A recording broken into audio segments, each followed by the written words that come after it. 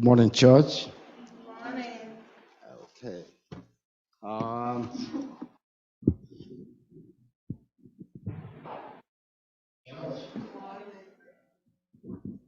one more time, it's falling on me to moderate the discussion of the week's lesson.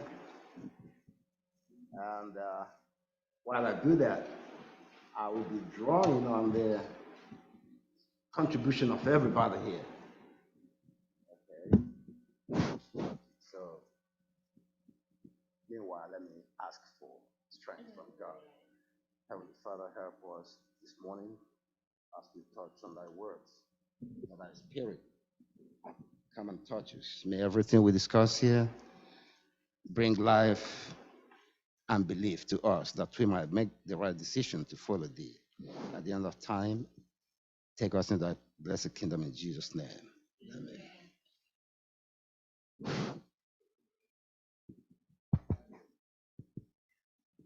So as we can see, our memory text. Okay. Okay, so our memory text as it's given here can be found in Revelation, the book of Revelation 14 and 15. This is a chapter that's known to us. One, two. Okay. All right. 1, 2. Okay, so like I said, the memory text we have here 1, 2. is taken from One. Revelation chapter 14, verses 14 and 15. It says, Then I looked and beheld a white cloud, and on the cloud sat one like the Son of Man, 1, 2. having on his head a golden crown, and in his hand a sharp sickle. And another angel came out of the temple, crying with a loud voice to him who sat on the cloud, Trust in your sickle and reap, for the time has come for you to reap. 1, 2. For the harvest of the earth is ripe.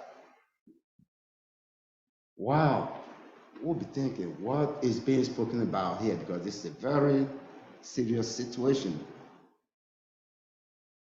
Well, this is none other than when we hear something like this is the end of the world, actually, when Christ actually has to reap the earth of its harvest. Now, what's the harvest? You and I, the believers, and of course, the unbelievers. Because the message has gone for a very long time. So whoever has not heard it now will have himself or herself to blame. God has always spoken to his people, to us, to those who were before us, giving them whatever relevant truths they needed to hear at the time. So it's like each time, each era has its own truth. Okay. So from the warning about the flood to the first coming of Jesus, to the pre-advent judgment, to final events before Christ's return, God has spoken to us in these last days of human history. He has sent a special message to the world and to his people, designed to meet the need of the hour. How do we know this? These are the things we read in the scriptures, in the Bible. God, like during the time of flood, as mentioned here, the message went out for about 120 years. Still, many people did not, they heard it, they thought it was a joke. Either because, they knew that since the beginning of the war, they had never seen rain or flood or anything like that. So how could this just come to happen this time? They thought everything was a joke. They never took it seriously until the day the rain started. They knew that was a real situation. It was no longer a joke.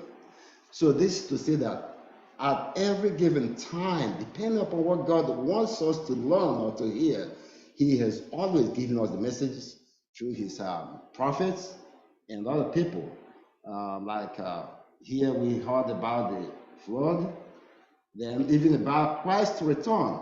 The message went on. His first coming, the message went on. Now he's returning. The message has been going on for even much longer time now. All right?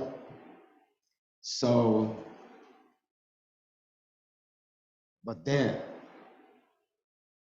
this is something very serious. The lesson talks about a moment of destiny.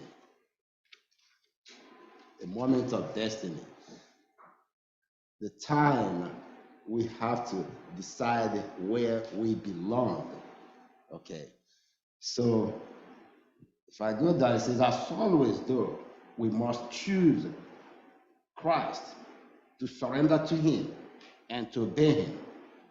And the choice we make now will indeed impact on the choices we make in the final crisis. Okay. So that is what destiny is all about. The choice we make now, because this is a moment that we need to choose. The passage says, the choices we make now indeed impact the choices we make in the final crisis ahead of us. So now is the time to prepare. Prepare for what? Well, when we talk about preparation, it takes my mind back to the 10 virgins we learned about, even though it may not be in this particular lesson now, but talking about preparation. If the 10 virgins were not prepared, maybe 10 of them could have been taken in, unawares. But because out of the 10, 5 prepared for the occasion. 5 who did not prepare were known as the foolish ones because they were left behind. So this is talking about preparation. Now, this preparation takes us to making choices. On Sunday section, it says eternal choices. Eternal choices. Okay. The same Revelation 14, it says Jesus' final message of mercy. Jesus' final message of mercy to a fallen and rebellious world, one that has for about 6,000 years been steeped in sin and evil. This is how long since man has been so very disobedient to God, very sinful. The things that go on are not consistent with what God actually requires of us. So there will come a day when every human being on planet Earth will make a final, irrevocable decision, either for or against Jesus. Final. Why final and irrevocable? Does anybody here, can anybody, help me with this? The time will come when everybody on planet Earth will make a final and irrevocable decision. You have a thought? You have a mic, whoever wants to can add to this. Final, irrevocable decision. Come on, tell me what you understand that to mean.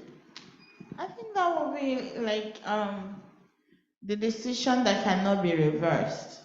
That is when the gate is closed, when we cannot, when it's the final. I think is when Jesus comes, the final time. When, Okay.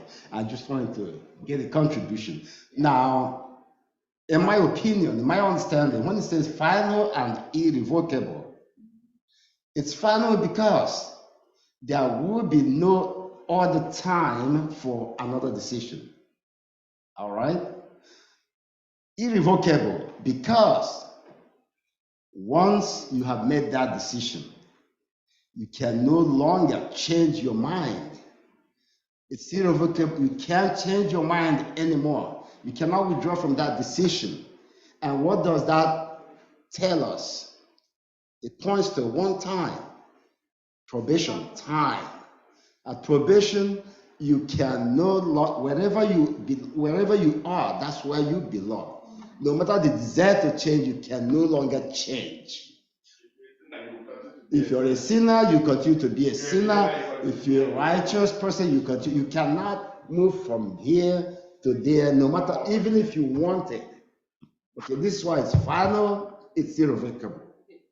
I think, Right. yes, we're talking about final and irrevocable. Yes. Some people will be thinking that there'll be a time to make it, maybe the time Jesus is going to come.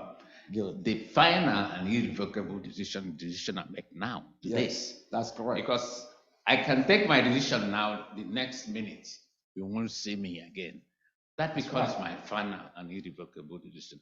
So every day we have to choose to make that decision to be with Christ at all times. Thank you, Eldenia. This is exactly what it said here. Thus, now is the time to prepare. Now, because you can't wait till tomorrow. You don't control the affairs of tomorrow. Whatever happens, even today, you don't know what's going to happen to you today, much less talking about another day. We don't know. So now is that time to make that final decision. Because just like Eldenia said, the decision you make now should be your final, because you don't know if you're going to be there tomorrow. So when the Bible talks about making a final decision, well, there will come a day when every human being on planet Earth will make that decision, whether to be with the Lord or not to, whether to accept Christ or not to. All right? So Matthew 24, verse 14, we are asked to compare it to Revelation 14:6. Well, does anybody have Matthew 24:14? And this gospel of the kingdom will be proclaimed throughout the whole world as a testimony to all nations, and then the end will come. Okay. Now, I brought this down. You know, I also give us a Revelation 14, verse 6. Yes. Then I saw another angel flying directly overhead with an eternal gospel to proclaim to those who dwell on earth and to every nation and tribe and language and people. Okay, that's not King James Version. I like the way it was put in King James Version. But before I go there, I broke this into three different parts. 24:14, Matthew, is giving us the promise or the proposal for the gospel. Okay, when Christ said that, and this gospel will be preached to all the world as a witness unto the nations, after which the end will come. That's a promise or a proposal. Then, again, in Matthew 28, you have a motivation here where it talks about, where it says, go ye into all the world, right? Go ye and proclaim the message. Then in Revelation 14:6, now it shows us the fulfillment of that mandate to go. And I saw another angel. So right now, that mandate has been complied with. It has been fulfilled. I saw another angel fly in the midst of heaven. Okay? So these are the ways I look at that the passage, Matthew 24:14 and Revelation 6, and the way they relate to each other. It says to compare with these two. So Jesus promised that this gospel of the kingdom will be preached in all the world. That's a promise he gave in Matthew 24:14. Okay? Its final fulfillment in Christ's last day message is contained in Revelation 14:6, which says that the gospel is proclaimed to every nation. So it has been proclaimed here in Revelation 14:6, so that it is a testimony, it is a witness to anybody now. Nobody can say, anybody who is out the gospel can no longer say, I didn't hear. I didn't hear. So Christ promised us the gospel will go on, that he gave us a mandate, go ye. And finally, the gospel has gone everywhere. Now, we're making all the effort. I mean, there are televisions, there are computers, they're everywhere, plus personal efforts we'll be making to ensure that this gospel reaches everybody wherever you are. Okay? So I think go ye has been fulfilled. All right? So, of course, every day, by our choices, even in the very little things we are choosing, either for or against Jesus, it's not likely that someone constantly making the wrong choices in their life will suddenly, in the final crisis, come forward on the side of Jesus. So it matters, just like earlier said, whatever decision, whatever choices we make today, they matter so much in our lives. Okay? Because our lives actually depend on those choices we make. Because we don't know what the next minute of our life will be. All right? So in this case, just like I said before, at this time, when we have to decide where to go, these choices will be too late. If we have continued or insisted on making the wrong choices, it will be too late, because all of a sudden for us to change and make the right choices. So we have to be careful what we do, because now is the moment. So the question here says, how does God shape our characters? What means does he use for us to grow in grace? What can we do more fully allow? What can we do to more fully allow the Holy Spirit to transform us to be more like Jesus? Well, that's a question at the bottom. There was no reference of the word again. Okay, go ahead. Yes. That area is very important, because there are some religions that believe that once they have grace, at the last moment when things are really tough, that Christ will forgive them and accept them into the kingdom. And that area is so important because, as you're saying now, we have our characters now that we have formed.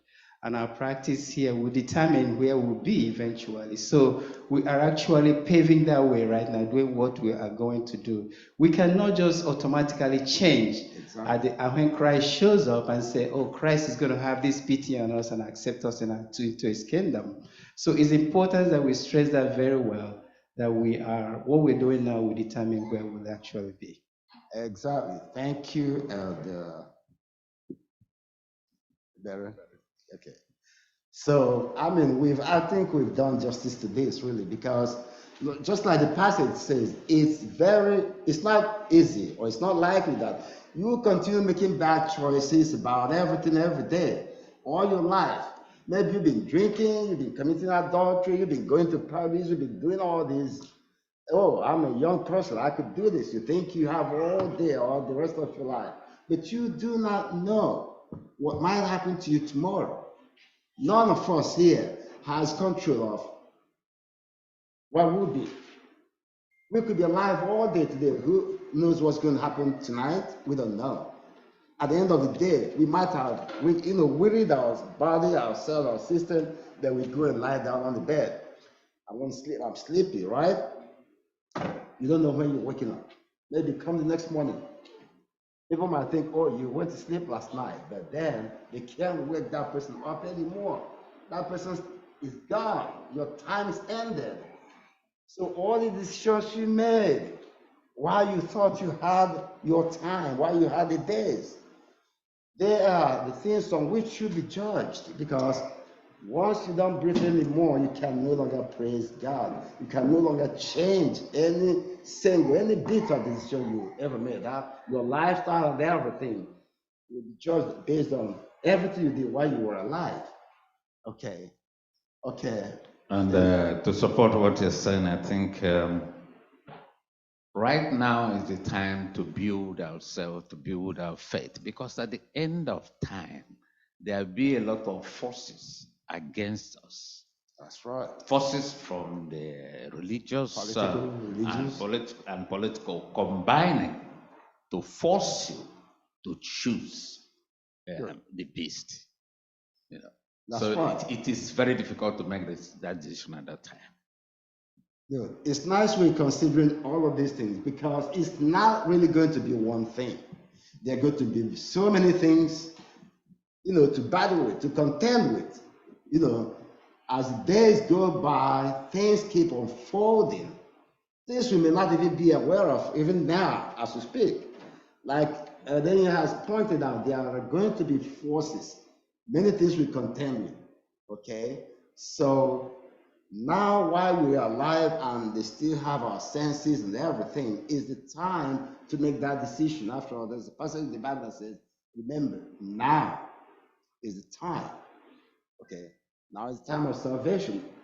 So we can't wait for tomorrow to come because we don't know what tomorrow brings, so we don't know what it's coming with. Thank you for the contribution. Now, Monday says, the Son of Man returns. Revelation 14 again. So, in fact, our main topic is centered on this particular chapter in the Bible. Even though there are other chapters, but it's very, very important. We know what's contained in Revelation 14. Okay? So, Revelation 14 contains the key texts in regard to the Lord's last day message to his people and to the world. Central to it all is the return, central to it all is the return of Jesus, the fulfillment of his promise that you will see the Son of Man sitting in the right hand of power and coming with the clouds of heaven. Now, a question asks, what title is used to describe Jesus as he returns to earth? What do you think? John uses this title. Why did John use that Son of Man? Christians? Okay. Why? Okay. Son of Man. How did Jesus come to this world? All right. He came as a He was human born, being, all right. Okay. as flesh, the Word that becomes flesh. Okay. He came here as human and identified with us. And he himself, arrogated that title to himself, the Son of Man. Yeah, but the question is why? Why do you think? Because he was human. All right. Okay. On earth, he was representing his Father as human. In heaven, he's going to represent us also as human. He's there now. You're right. You're right. Okay. And also, I was saying about relationship, kind of like relating more to us that he came here as a human being. He's coming back to us again, like coming home. Okay. It's a little. Sometimes we just don't think that Jesus Christ is actually our brother. Okay. But the heavens are trying to make us understand that he is actually our own brother. He is born of this flesh, and he is still who he is. And as the scripture says, this same Jesus you see go up in heaven will come back just the same way. So he is still the Son of Man that he is, and that's why he is there today interceding for our sins. Okay, thank you for all the contributions, but still I added something here. Said Christ did not want people, or not even his own disciples, okay, to feel separated. Now he didn't want them to see him as God, as somebody untouchable. He wanted them to come to feel like everybody else, So he didn't want them removed from him. He wanted them to see him as a human being even though he is God, he knows he is God, but he wanted to portray himself as a human being, so that people, instead of running away, would be able to come to him. Because if he had repelled his image and say God as God, which he is anyway, people would have been more frightened to come close to him. All right? So he's referred to as Son of Man. He will also come as Son of Man, but that will be temporary, I believe. I felt this when I was studying. When the cloud, he will come so that he will be recognized. Those who knew him, like his disciples and other people, so they'll be able to recognize him before he changes into his glory. Otherwise, it will be like, who is this person? I don't know. This is not Christ. That's what people say, right? So he will come back as a Son of Man. We're not touching this earth, but they will see him. We will see him in the cloud. Those who have known him before will say, okay, that's it. Remember when he woke up from the grave? People did not recognize him until he explained himself, he described himself, right?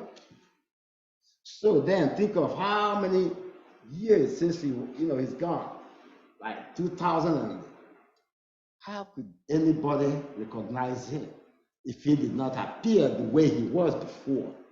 So he will also come as Son of Man, then before he takes on his glorious self. Okay, that's the way I feel about this. But every contribution, yes, helped us to understand it. Yes, please.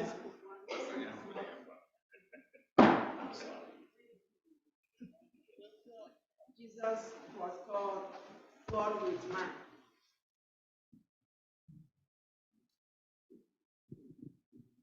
Jesus was called Emmanuel, God with man. Okay. Jesus dropped that God with man when he started calling his disciples, as you have mentioned. He dropped the God side. And then he went low as they were. That's right. You knew that the disciples, many of them did not even go to school. But Jesus put himself down. All the wisdom he had from his Father, who he is, he laid it aside and was with them to their humble position. That is why people did not run away from him. If he has shown himself as the second God, he could have not seen anybody. Exactly. Don't go there. That man is coming from heaven. No, he's God. Oh, he will kill us now. But Jesus made himself humble and lowly so that he can redeem us. And we have learned a lot of things from that. When we are with people who we are bigger than, we should lower ourselves. We are going to get them to God. Okay. So that is exactly that. Jesus remained as God, man, Son of Man in heaven. The angels they will say this God has been with men, and he has seen that name. He was not saying I should be called Angel 1 or Angel 2. He remained with his name, Son of Man. No, thank you. Okay, so just like I said, every contribution has been very helpful in making us understand this, because we can say we don't know. Son of Man, we don't know what is deep inside that very terminology or something. Okay, but at least when we see him the way he is, we'll be able to know.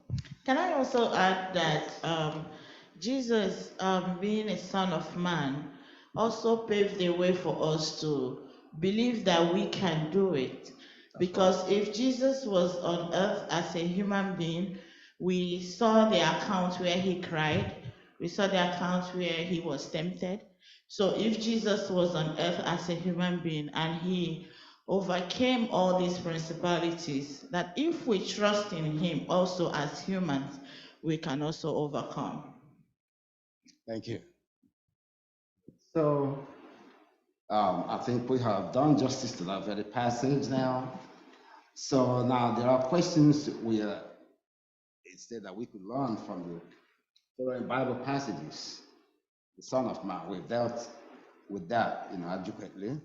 So you can on your own read Matthew 6:27, Matthew 24:27-30, Matthew 25, says, notice some elements in these passages. Jesus, the Son of Man, is coming in glory with his angels. Well, that we can try to read on our own in the interest of time. The heavenly judgment, Tuesday, talks about heavenly judgment, and it says, comes back to the same Revelation 14. What similarities do you discover in these passages? Revelation 14, Acts 9 and 11. Well, I know that these passages talk about his appearance in the cloud. If you read this passage in Acts, it's about when he was going back to heaven. At the appointed time, he was, taken in the cloud. So, anybody wants to read that? Acts 1, 9 chapter to 1, 11, 9 right? to 11, yes. And when he had said these things, as they were looking on, he was lifted up, and a cloud took him out of their sight. And while they were gazing into heaven as he went, behold, 2 men stood by them in white robes, and said, Men of Galilee, why do you stand looking into heaven? This Jesus who was taken up from you into heaven will come in the same way as you saw him go into heaven. Thank you. So, again, what role is he playing now? I think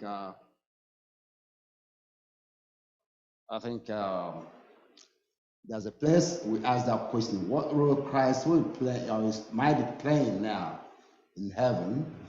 Let me read this passage. It says, John states that I looked and beheld a white cloud, and on the cloud sat one like the Son of Man.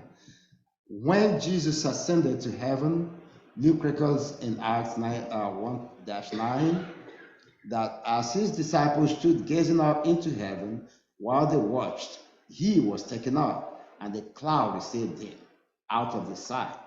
Jesus ascended in the cloud of angels, and will return in the cloud of angels too. So that's the similarity here being spoken about. But then I am tempted to say that Christ is playing a dual role in heaven. One, he is our advocate, and the other one, he is a judge against the sinners, an advocate for us. Anybody have an idea? Here's the mic. Okay. Oh, thank you very much. I'm saying Christ is playing a dual role in heaven right now. One, he's our advocate, the advocate for the righteous, praise God. But he's going to act as a judge against the sinners. That's the way I see that. So if anybody has any idea, contrary to what I just said, I need contributions. Okay. All right. I think we are making progress.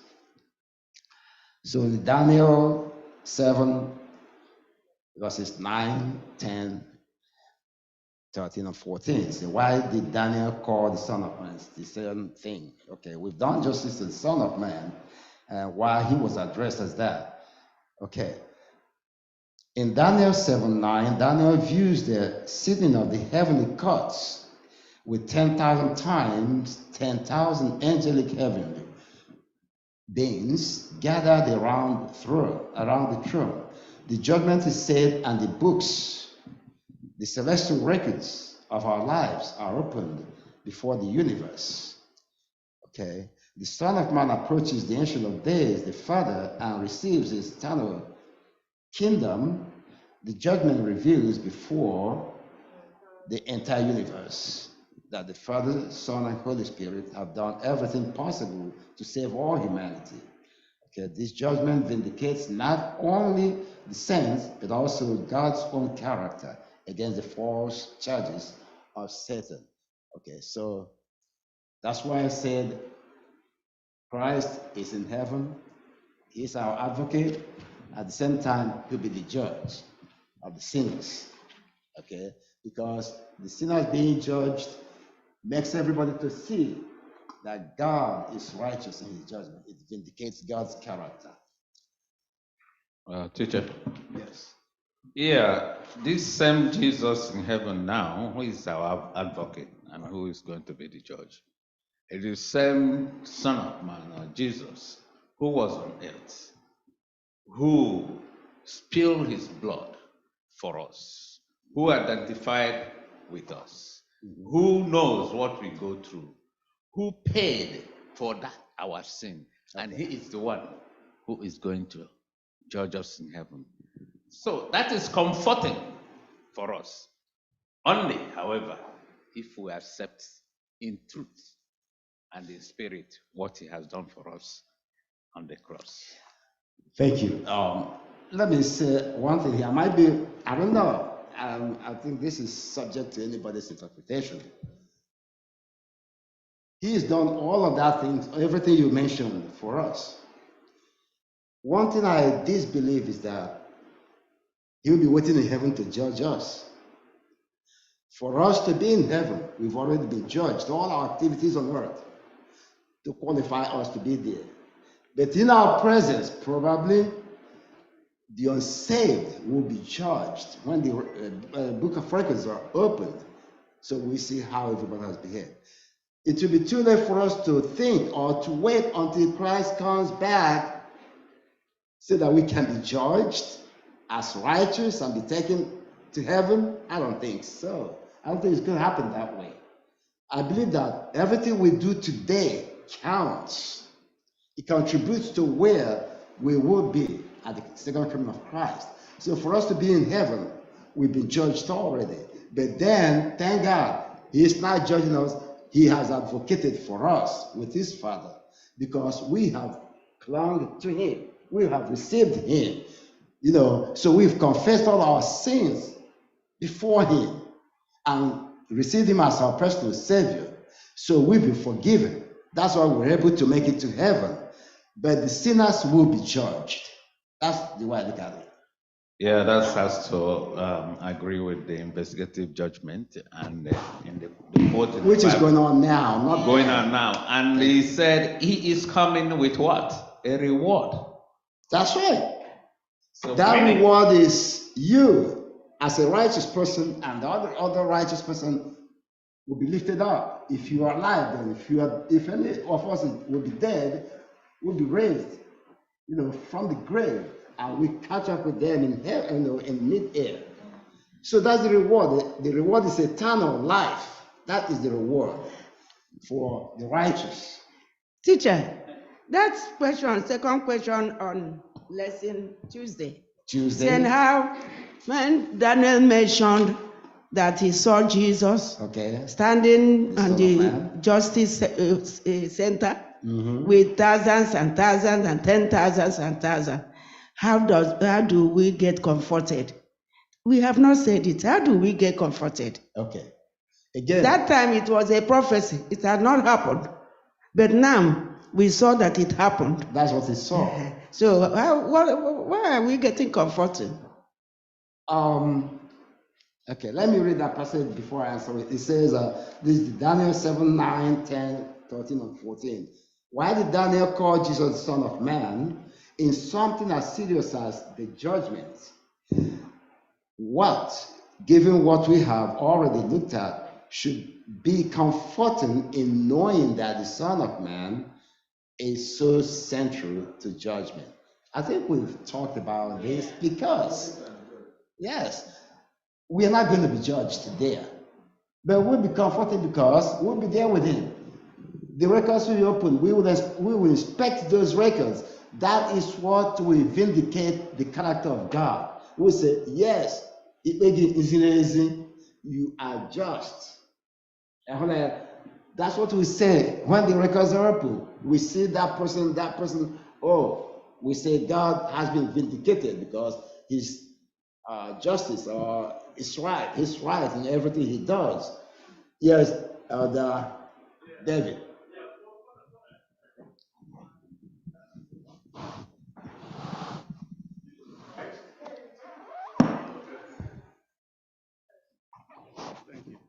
I believe the comfort they're talking about here is that we are being judged by Jesus Christ, Okay. the Son of Man, who was here on earth with us, went through everything we went through, all the trials and temptations we are going through right here on earth. And then he did not sin. Okay. And then he went back to heaven. So if we have him, our own brother, if I have my brother as a lawyer in court, I'll be very confident that he will defend me. He is in heaven, interceding on our behalf. Then when we sin, we repent and we call for forgiveness. He takes our request to God, say, hey, this is the people I died for. Forgive him because he has repented. So that's what he's doing for us right now. At that time, during the judgment time, that's a comfort for us. He knows us. He knows what we are going through, and he went through it. If we can make it, that should be example for us to do the same thing like he did here on earth. Thank you. Oh, I'm sorry. Okay, Brother Mika. All right, Go thank ahead. you. Yeah, the David ekwutula ntakala him chọrọ ikwu. Now, when you get to the court, your lawyer, your advocate is your brother, and that your advocate, who is your brother, is also the judge. He is also the judge. And if you are aligned with him now, you've made the decision, like we were saying, make the decision now to align with him. If you align with him now, and when it gets to the time of judgment and you have him as your judge and advocate, you will be confident that you will be vindicated. Just like Obrolobu Mbaino and Akubol Raja, Obrolobu and Ibu Ball, Mamunadi Meri Ibu Bola, and I'm happy to Meri Gisla Bola. Yeah, Jesus Christ is our brother, our advocate, and the judge. So we are always on the winning side. He moved the ball, cow. He won't be partial. Thank you, Brother Emeka and Elder Wampa. I'm sorry. Sister God said something I wanted to harp on. Talked about being partial. All right? Okay. Do not forget, let us not forget that the same Jesus who in heaven will be there, he too was here. And both the righteous and the unrighteous were also in this very world when Christ was here. All right? So why would some people have repented and others did not?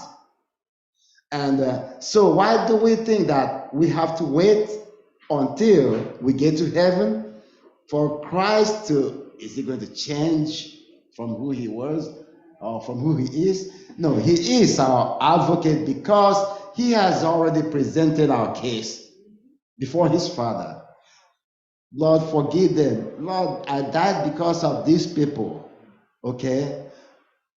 Lord, you see that he has already dealt with our sins. How? Because we confessed while we had the time and repented and accepted his salvation. We accepted Christ as our Savior. The sinners, that's the difference. They refused to accept him. They continued behaving the way they were behaving, all right? Knowing that, I don't know whatever will be on their minds, but it's the same Christ. He was here at the same time as the righteous and the unrighteous. So the unrighteous accepted just by confessing and forsaking their sin and receiving Christ. But the unrighteous did not want to do that. So that is how he serves as our advocate. These people have accepted and they judge against the unrighteous who did not accept him. I am not going to wait until the final day when Christ will come, hoping that, oh, he's in heaven, therefore, going to be the judge. No, I mean, if your brother is a manager in a bank or anywhere and you know what you're supposed to do, you're not doing it because your brother is the manager. You're not helping him. You're only hurting him. You make him lose his job. Yep. So because Christ is up there, it's no reason for you as a righteous person to think, oh, you have to wait until you get there for the judgment to take place. No, he has already forgiven you. That's why you are there. He is advocating on your behalf now, by judging those people who refuse to repent. There's, That's there's, why I see that. there's a reference to clouds, and when we see Christ being taken away in a cloud, Yeah. and those that are seeing him move away, I'm sure they're not happy because he's going away.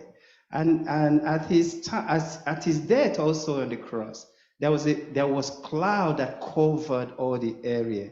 And you see, when clouds come, we virtually take clouds as a bad omen. It is bad, something bad is coming out of it. But if you look into these clouds, it's actually hope is hiding in those clouds. In all those times that things happened, you could see that out of it came the salvation. It gave power to the disciples to continue preaching. And when Christ died, he gave hope to the thief that was hung on the cross. And actually, that is the beginning of our salvation and the hope that we have. So out of clouds, you can see hope in it.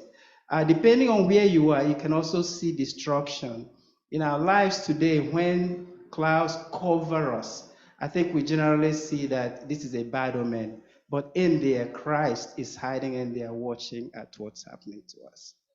That's a good speculation, but I know that here, yeah, you know why I said that? There are two places that cloud, was mentioned. One, Zion, when when the 144 people, the 144 appeared in Zion with him, and they were singing. Okay, thank you. And again, when he was going back to heaven, those were two specific moments. Not that we've not encountered clouds and some other places in the Bible. That's not what I said. But I mean, these two were specifically pointed to. Okay, and that's why we asked the question to compare when he appeared in cloud and when he was going back received in the cloud. So I think it's just the mention of this cloud that they want us to do here. But yeah, you're right. There are more places or more circumstances upon which we'll be involved in clouds, either in the Bible or ordinarily. But I want to limit myself to the area that's mentioned in the text here or in the studies. All right. So, I say something. okay. Yeah, I do think that Elder Berry knows what he's talking about. Do you remember, if we remember the saying that behind every cloud, there is a silver lining?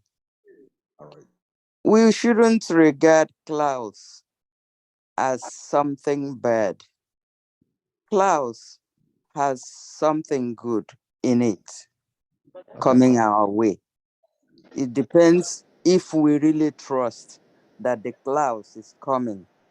Because without those clouds, there won't be any heaven for us.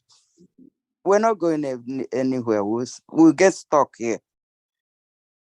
With the clouds coming in the sky and the angels who are coming with him, we have a hope. So let's not regard the clouds as anything bad. It's all for good.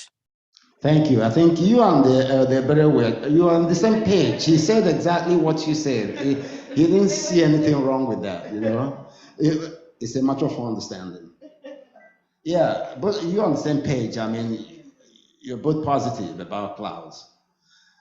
Okay, so on Thursday section talks about every seed produces a harvest. With it.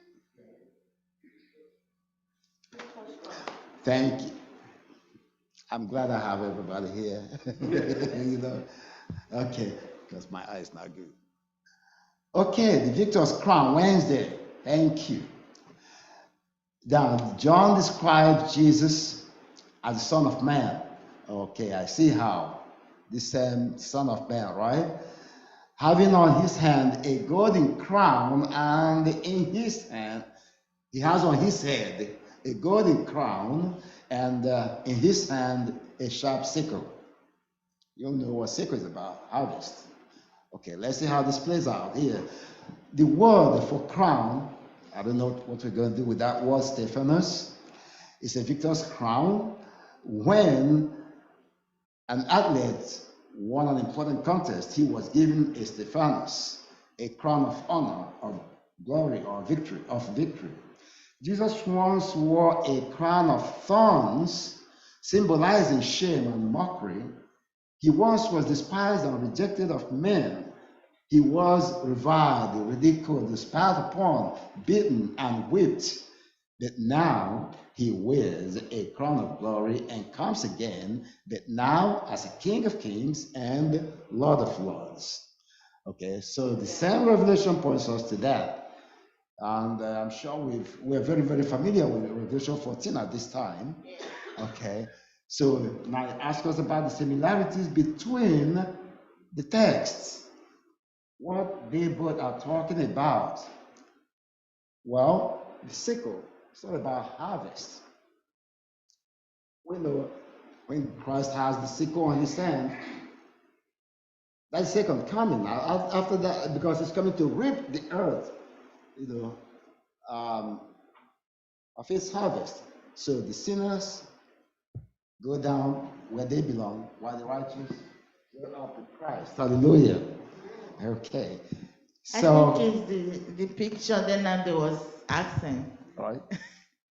I think that's the sickle, right? Please help us. Yes, and the cloud behind. Okay. Anybody can do some justice to that?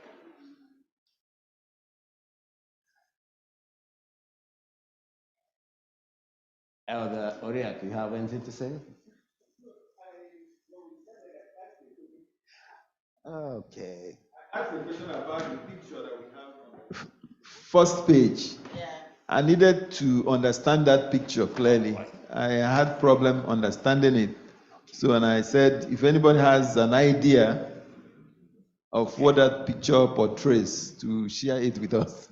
So that's what she's saying, that it looks like the sickle, right? We have spoken about sickle a million times. No, I'm saying that you just answered this question because he was asking about the sickle. Okay, thank you.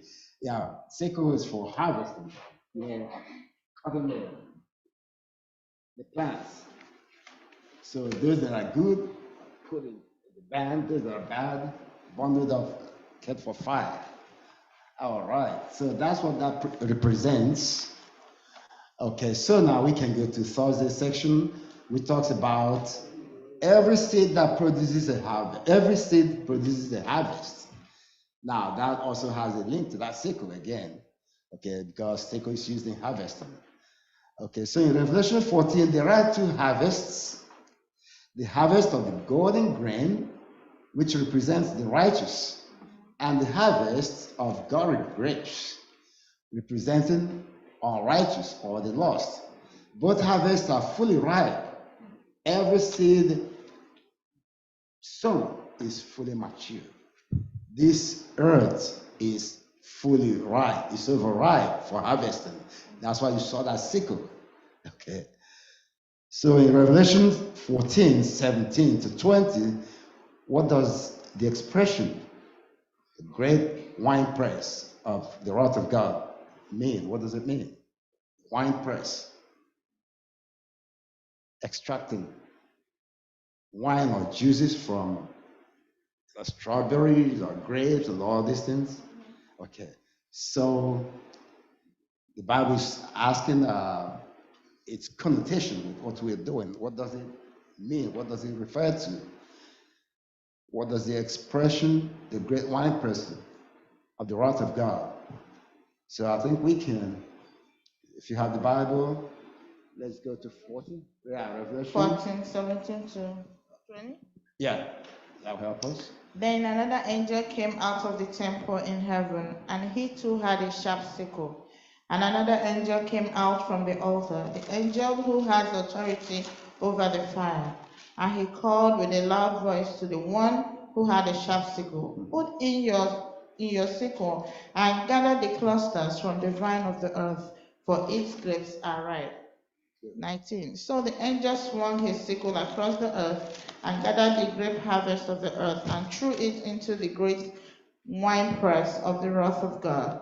And the winepress was trodden outside the city, and blood flowed from the winepress as high as a horse's bridle for 1,600 stadia. Okay, that's the very point. That's the place I'm interested in. The wine press, the grapes have been, pressed, and we see blood flowing a long way. So that's symbolic of the sinners. Okay, during harvest. So those are people who did not do what God wants, the unrighteous ones. Well, the way they betrayed. This is more of a figurative, situation here. So we don't need to go any further and trying to explain it, but we know what the sickle means and how it's used during harvest. So another angel came out of from the altar who had power over fire. Here is the angel who commands the fires of God. Final judgment. The harvest is ripe. Sin has reached its limits. Rebellion has crossed the line of God's mercy. Wow. This is what the harvest is about. This is what the sickle is about. Okay. So you say, what more could God have done beyond the cross? There is nothing more grace can do to redeem those who have repeatedly rejected the Holy Spirit. Those are the people why Christ, sits there as a judge. Okay, here is the urgent prophetic message of Revelation. Every seed has gone to harvest. The grain is fully ripe, and the grapes are fully ripe. The people of God reveal his image of grace, compassion, mercy, and love before the universe. The children of the evil one reveal greed, lust, jealousy, and hate. The character of Jesus is revealed in one group and the character of Satan in the other. The universe will see in the people of God a revelation of righteousness that perhaps no generation before it has ever witnessed, in contrast to the righteousness of Christ. Well, wickedness, evil, sin, and lawlessness will be on full display before men and angels. The contrast between good and evil, right or wrong, obedience and disobedience will be apparent to all the universe, to both humans and angels. How well can we discern the contrast between good and evil? I think we've done justice to that. We can't do any more than what we just read about good and evil, the just and the unjust. So the Bible says, or the passage here says, how well can you discern this? Why is it important that we do? Well, the rest now is up to us to find out in our own time what the passage is all about, because this is a very important lesson that talks about harvest. So I pray that at the end of time, we will be in the group that will see Christ as our advocate and not a judge. May God bless us all in Jesus' name. Amen.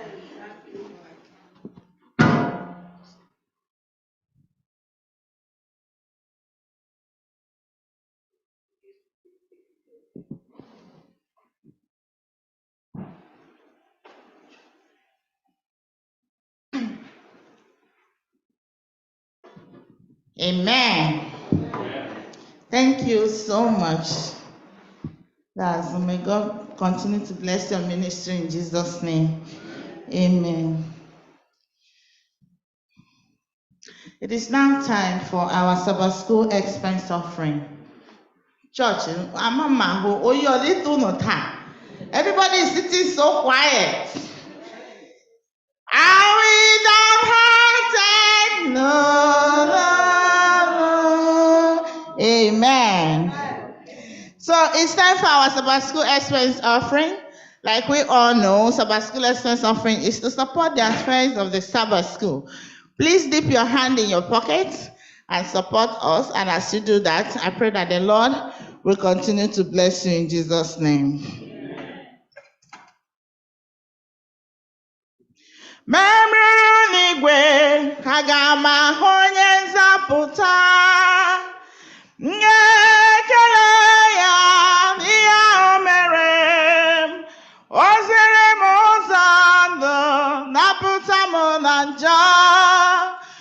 Mama Jizọs, onye ebere m ga-asị ya, aga m asị ya, aga m ekele ya, onye nwanyị, aga m asị gị mma, m ga-asị ya mma, mma,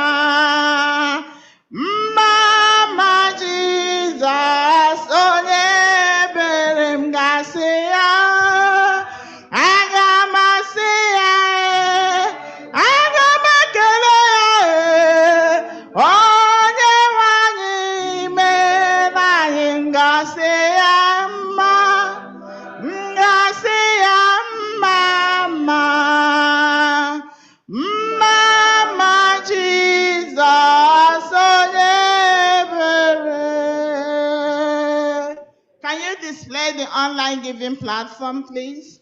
So that those who are online can partake of the blessing. Anyị ga-asị ya, anyị ga-asị ya, aga m ekele ya, onye nwanyị, aga m asị gị mma, mma, ga-asị ya mma, mma, mma Jizọs, onye ebere. Amen. Mama Jesus, onye ebere, we thank you all for coming and participating in our lesson today. The lesson for this quarter really focuses on the key thing about Adventism. More importantly, the three angels' messages.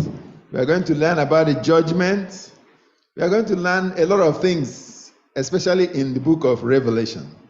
I know it's a book that we don't usually go to read, but this is an opportunity for us to go through the book of Revelation. A lot of things are there that we need to learn concerning the second coming of Christ. Our expectation, what Christ will do for us, they are all there. And it will be a blessing as we studied together, learning those messages, beautiful messages for us. I also want to use this opportunity to welcome Eldenia. The Sabbath School has not welcomed you formally and want to welcome you back. And we are also going to look forward to you supporting us and helping us one way or the other. And whenever we call upon you, please do respond to us. Amen? Amen. Thank you so much.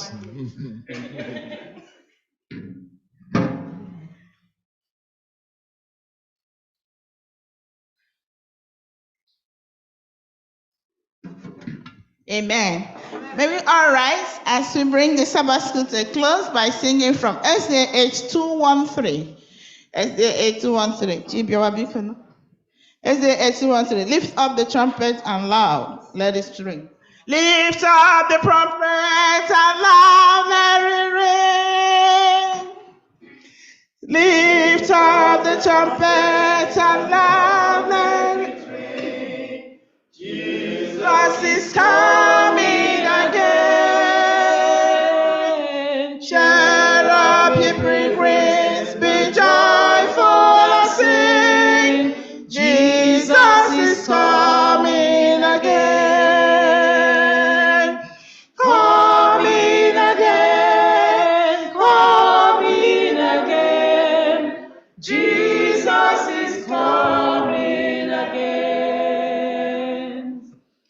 Echo it till proclaim it in plains.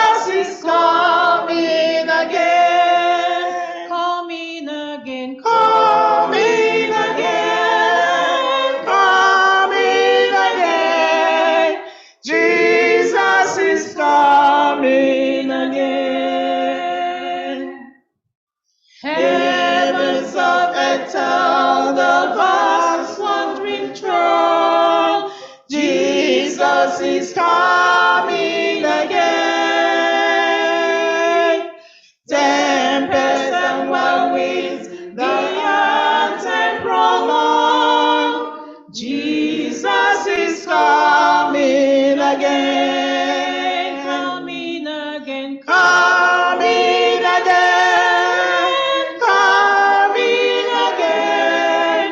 Jesus is coming, Jesus is coming again.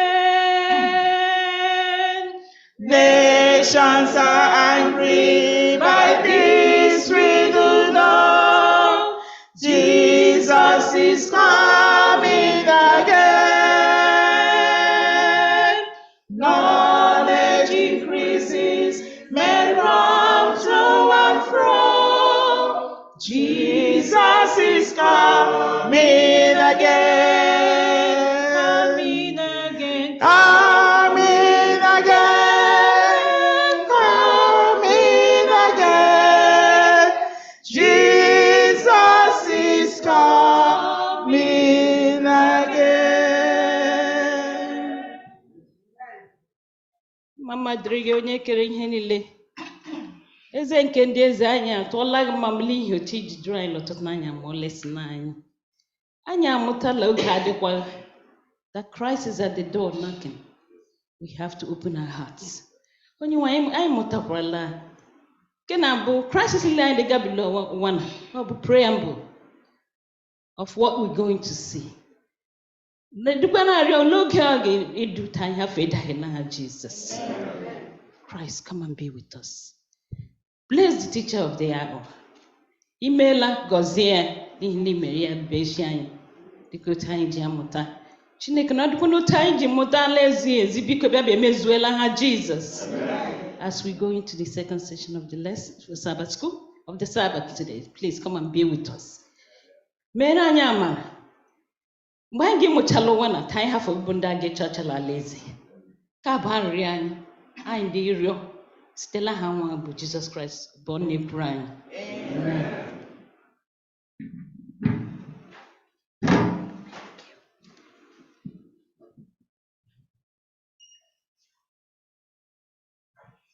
Thank you so much, everyone, for joining the Sabbath school today. Special thanks to you, Dazn, for moderating this lesson today. Pray that the Lord will bless you in Jesus' name. Amen. Next Saturday, we'll be studying lesson number 3, and it's entitled The Everlasting Gospel. Join us as we study these lessons. And I also urge you to please study these lessons at home. You can also join the evening class on Friday evenings by 8 o'clock when we prepare for these lessons. As you do this, we pray that the Lord will continue to be with you and keep you safe till we meet you again next Saturday. We welcome you to Sabbath school. We are happy that you are here. Happy Sabbath day. Happy Sabbath day to you all. Till we meet Hallelujah. We welcome you to Sabbath school. Happy Sabbath day. We are happy that you are here. Happy day, happy Sabbath day. Happy day, happy Sabbath day to you all. Till we meet again. Happy Sabbath, everyone. Happy Sabbath. Are we happy to be here? Very much. Then let's show it.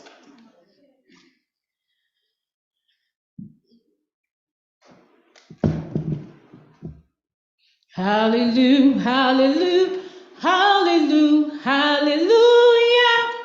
Praise ye the Lord. That was fair. Let's make it better. Hallelujah, hallelujah, hallelujah, hallelujah. Praise ye the Lord. Hallelujah. Praise ye the Lord. Hallelujah. Praise ye the Lord. Hallelujah. Praise ye the Lord. Hallelujah. Praise ye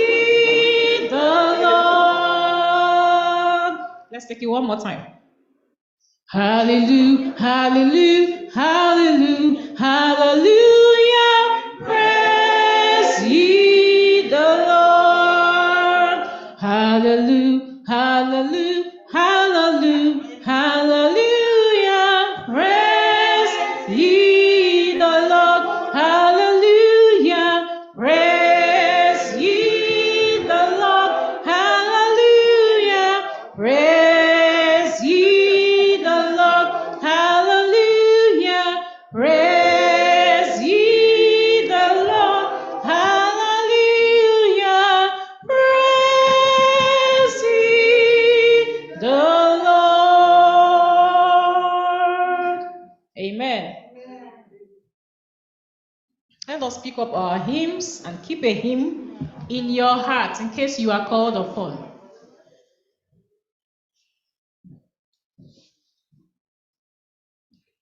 Keep a hymn in your heart as we wait on the divine service.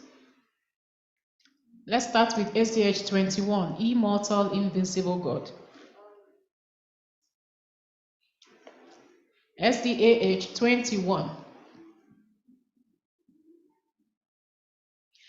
Immortal, invincible God, only wise.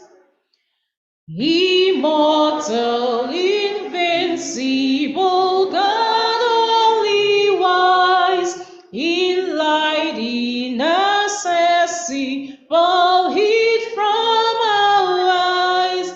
Most blessed, most glorious, the ancient of days, almighty, victorious, thy great name we praise.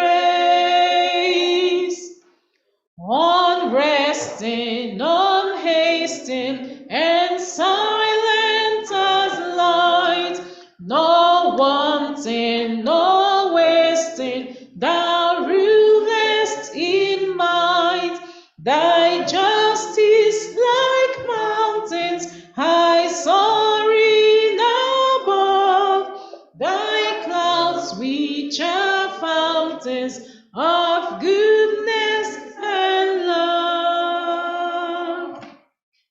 To all life thou givest, to both great and small. In all life thou livest, the true life of all. We blossom and flourish like leaves on the tree, then wither and perish, but not change at thee. Great Father of glory, pure Father of light, thine angels adore thee, all veiling their sight. All Lord we would render, oh help us to see, 'tis only the splendor of light hideth thee. Amen. Mama, give us your number. Let's start with you.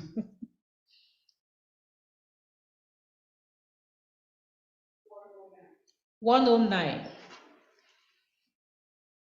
109.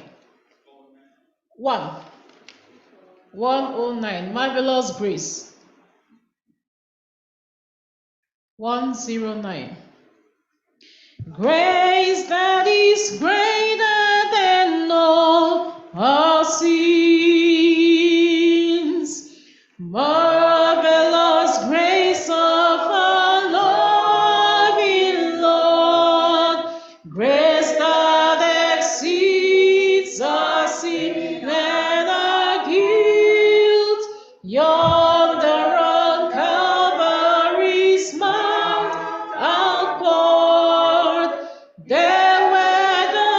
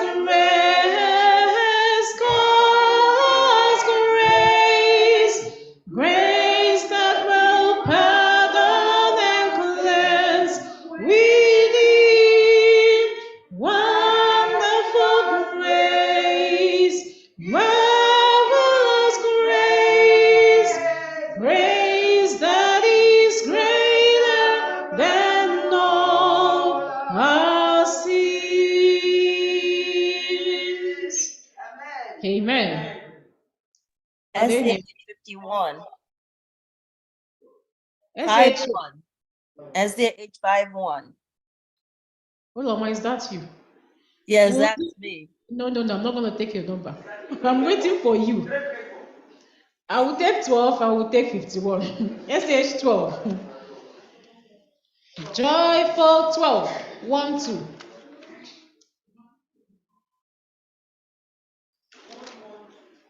12. SH 12.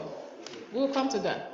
Joyful, joyful, we adore thee, God of glory, Lord of love.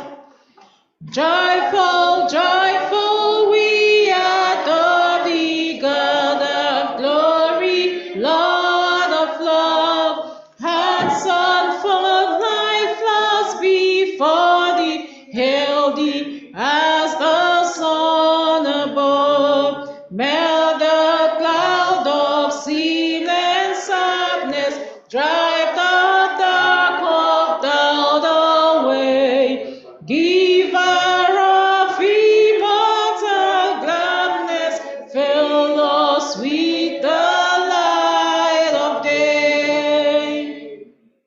All thy works with joy surround thee, earth and heaven reflect thy rays. Stars and angels sing around thee, center of unbroken praise.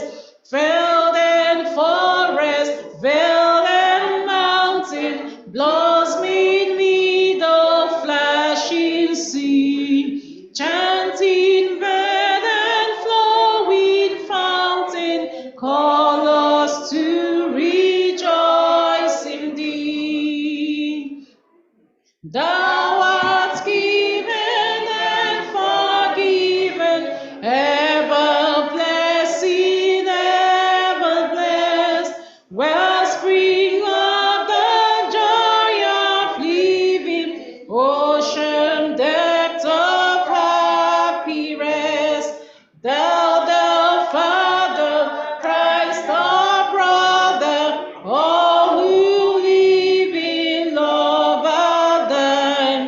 Teach us how to love each other, lift us to the joy divine. Amen.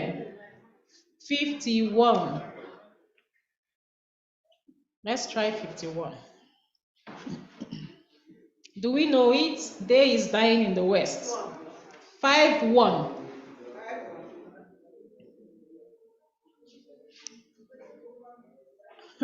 Do we know it? Day is dying in the west.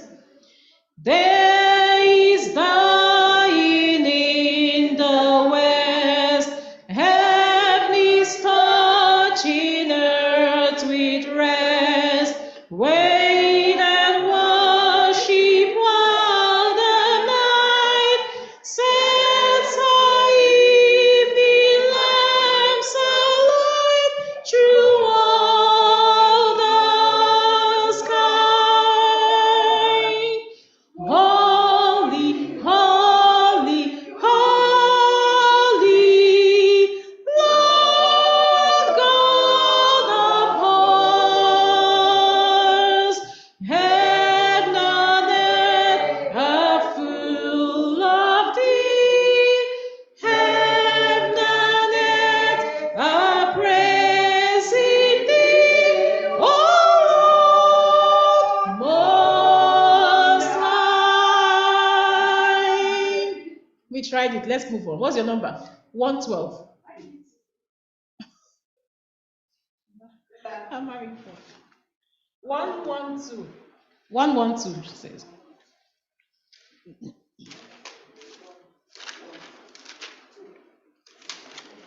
Do we know it?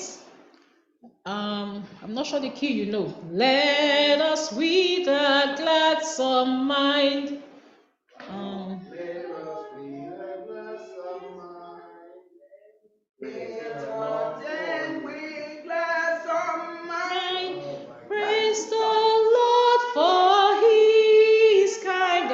cartoons. For his mercies shall endure, ever faithful, ever sure. Okay, let's go with that one.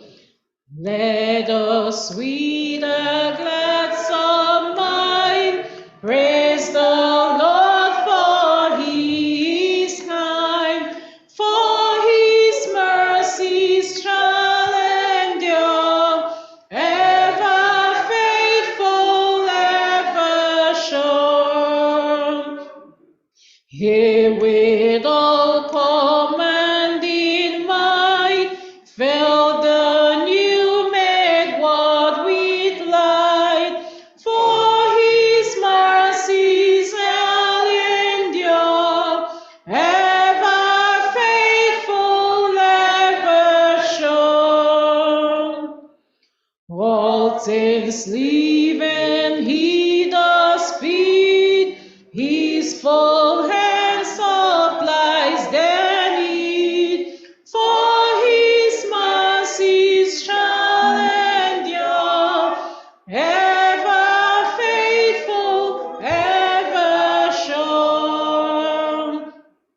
Let us with a gladsome mind praise the Lord, for he is kind, for his mercies shall endure, ever faithful, ever sure. The number. Amen. 334. 334. Come thou fount of every blessing. Come thou fount of every blessing, tune my heart to sing thy grace. Come thou fount of every blessing, tune my heart to sing thy grace. Streams of mercy never ceasing, call for songs of loudest praise. Teach me ever to adore thee, may I still thy goodness prove, while the hope of endless glory fills my heart with joy and love. Here I raise my Ebenezer, here by thy help I've come, and I hope by thy good pleasure safely to arrive at home. Jesus sought me when a stranger, wandering from the fold of God, he to rescue me from danger, interpose his precious blood. What to grace, how great a debtor, daily I'm constrained to be. Let thy goodness, like a fetter, bind thee closer still to thee. Prone to wander, Lord, I feel it, prone to leave the God I love. He's my heart, oh, take and seal it for thy courts above. Amen. Yes, another hymn. 330. What will you say?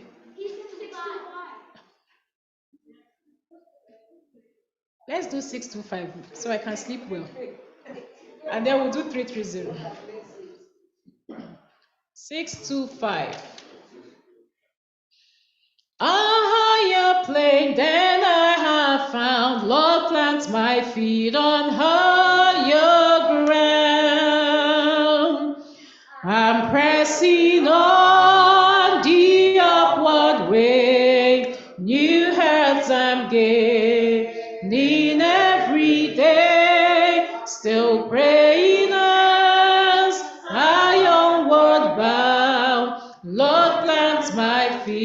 on higher ground. Lord, lift me up, and I shall stand by faith on heaven's stable land, a higher plane than I have found.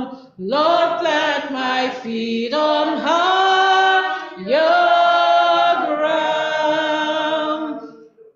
My heart has no desire to stay where doubts arise and fears dismay, though some may dwell where these are bound. My prayer, my aim is higher ground. Lord, lift me up, and I shall stand by faith on heaven's stable land, a higher plane than I have found. Lord, plant my feet on higher ground.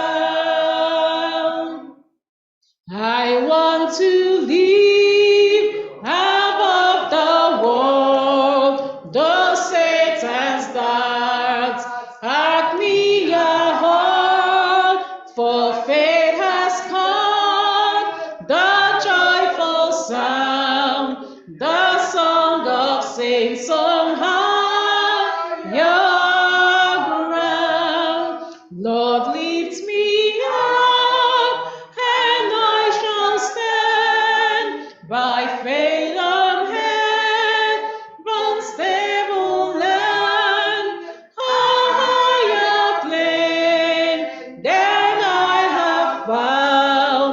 Lord, plant my feet on higher ground. I want to scale the utmost height and catch a glimpse of glory bright, but still I pray till heaven have found. Lord, lead me unto higher ground. Lord, lift me up, and I shall stand by faith on heaven's stable land, a higher plane than I have found. Lord, plant my feet on higher ground. Amen. 330 first,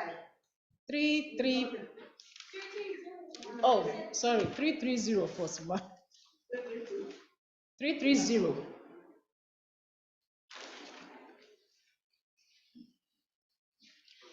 Take my life and let it be.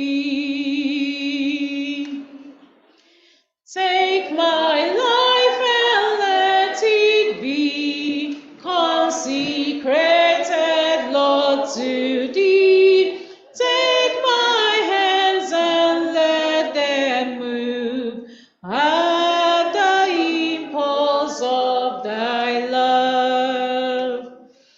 Take my feet and let them be sweet and beautiful for thee.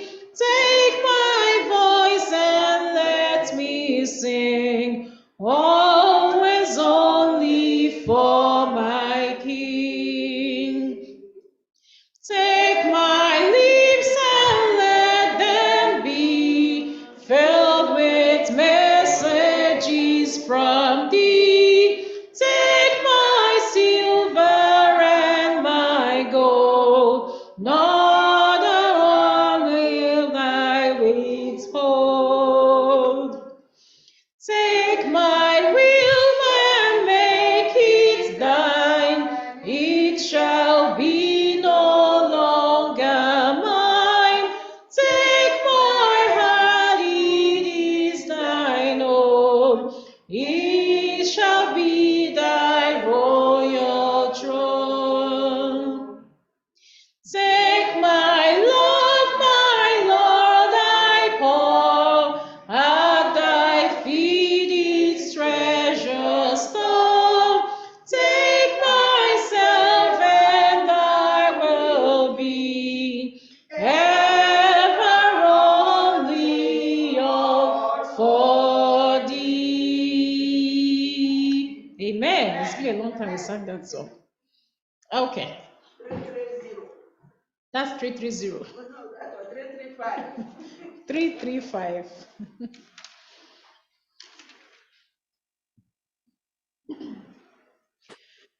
Christ has foreseen atonement made, what a wonderful Savior. Let's go. Christ foreseen atonement made, what a wonderful Savior. We are redeemed, the price is paid, what a wonderful Savior. What a wonderful Savior is Jesus, my Jesus. What a wonderful Savior is Jesus, my Lord. I praise him for the cleansing blood. What a wonderful Savior that reconciled my soul to God. What a wonderful Savior. What a wonderful Savior is Jesus, my Jesus. What a wonderful Savior is Jesus, my Lord. He walks beside me all the way. What a wonderful Savior, and keeps me faithful day by day. What a wonderful Savior. What a wonderful Savior is Jesus, my Jesus. What a wonderful Savior is Jesus, my Lord.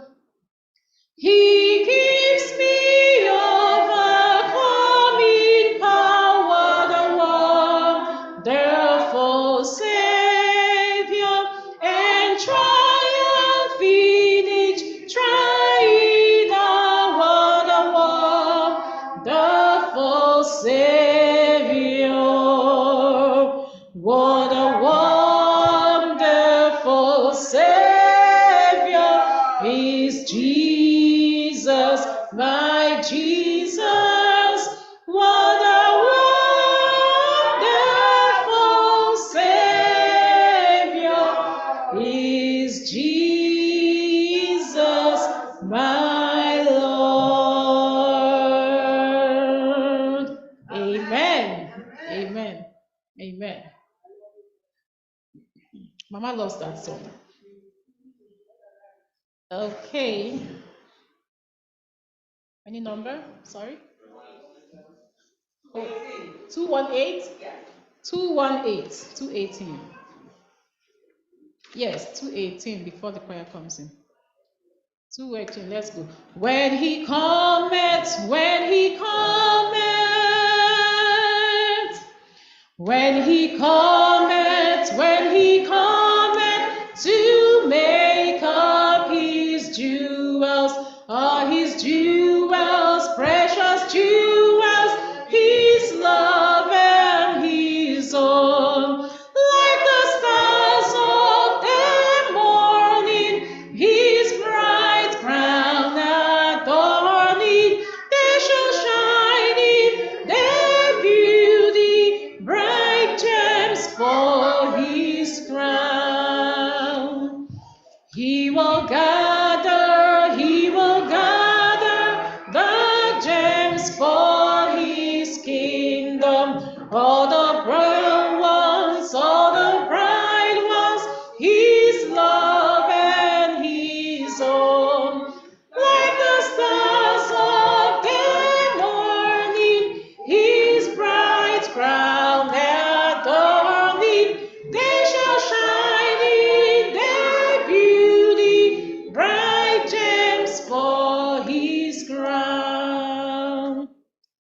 Little children who love their Redeemer are the jewels, precious jewels, His love and His own. Like the stars of the morning, His bright crown adorning, they shall shine in their beauty, bright gems for His crown. Amen. One more. 526. Do you know it? Okay, let's wait on the choir. Choir.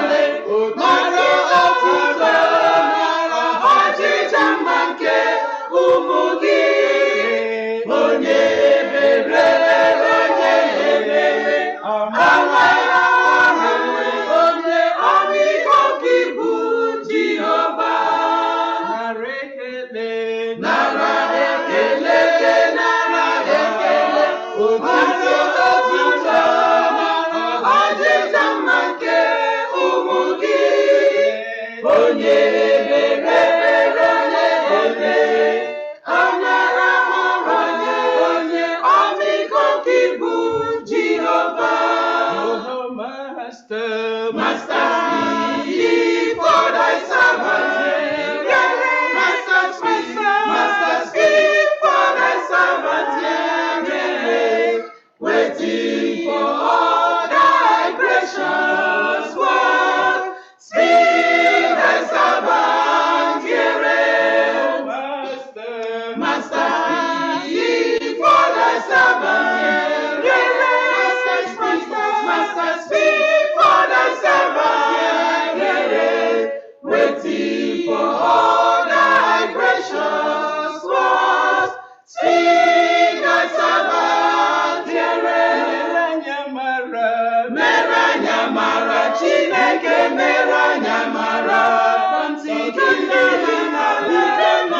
Nụrụ ekpere anyị, biko anyị nọ n'ụwa ebe ihe ike juru. Mere anyị amara nna.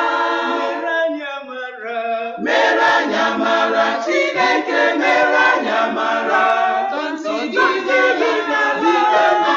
Nụrụ ekpere anyị, biko anyị nọ n'ụwa ebe ihe ike juru. Mere anyị amara nna. mmadụ ewere onwe ha nyefee n'aka ekwensu, ejere ya ozi. Ihe ike dị iche iche ka ha na-eme. Biko nna m, ya zọpụta ụmụ gị, mere anyị amara. Mere anyị amara, Chineke mere anyị amara. Nụrụ ekpere anyị, biko anyị nọ n'ụwa ebe ihe ike juru. Mere anyị amara nna. Mere anyị amara, Chineke mere anyị amara. Nụrụ ekpere anyị, biko anyị nọ n'ụwa ebe ihe ike juru. Mere anyị amara nna. Mere anyị amara, Chineke mere anyị amara. Nụrụ ekpere anyị, biko anyị nọ n'ụwa ebe ihe ike juru. Mere anyị amara nna.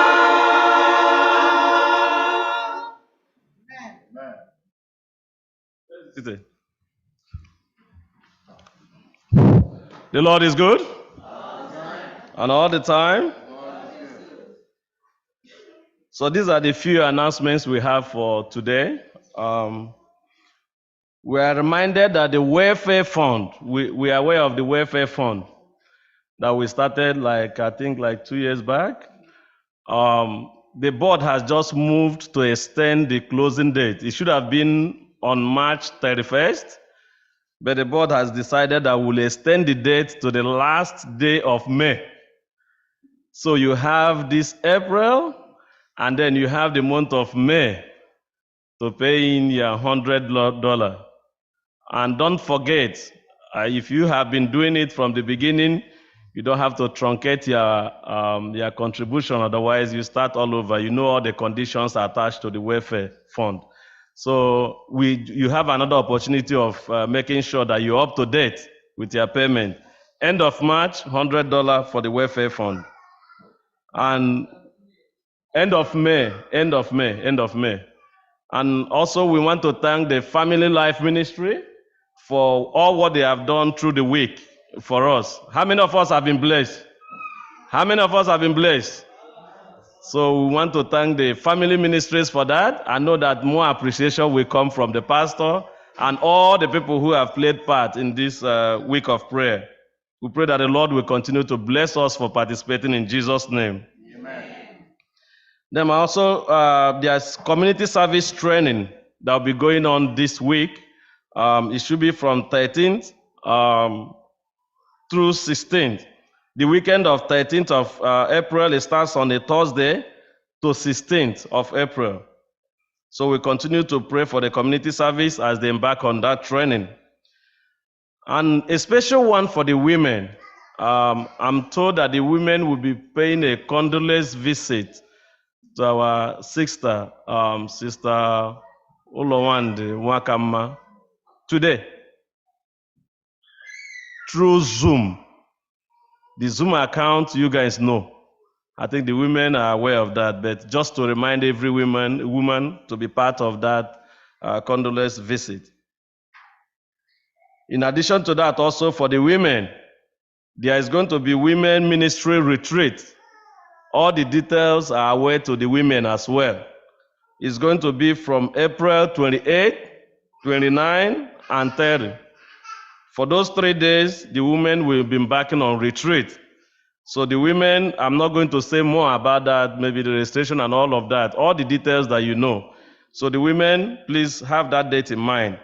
If there are other announcements, we'll bring that to you before the end of the service. We pray that the Lord will continue to bless every one of us as we worship Him today in truth and in spirit, in Jesus' mighty name.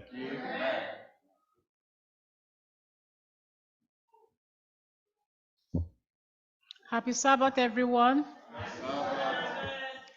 I am glad to be in the presence of the Lord today. I believe the feeling is mutual, and so we thank the name of the Lord.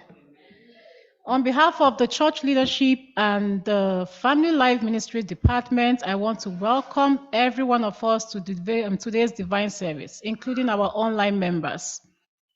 Today marks the end of our Family Life Week of Prayer, which has been going on since the week.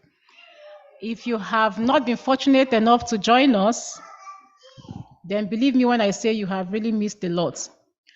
And so you have another opportunity this afternoon to witness and share in the blessings that we have been receiving through the week. Today we have another interesting topic, and as we have been saying, we implore you also today to open your hearts to receive from today's word and also to share in the blessings thereof. And I pray that the Lord will bless us all in the name of Jesus. Amen. Once again, you are welcome in Jesus' name. Amen. Let us rise as we take our affirmation of faith.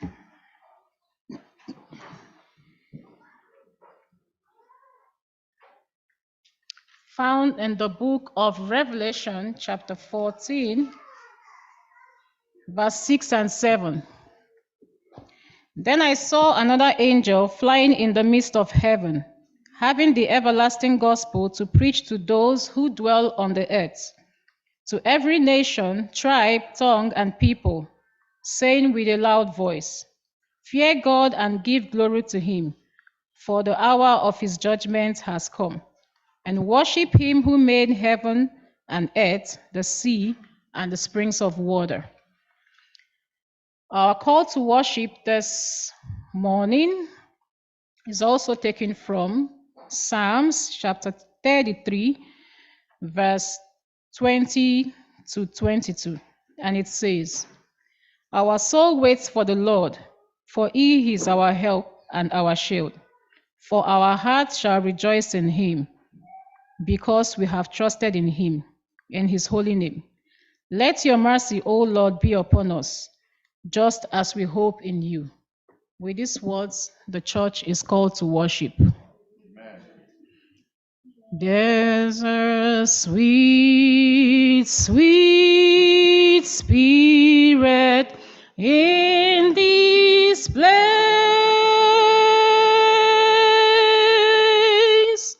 and I know that it's the Spirit of the Lord.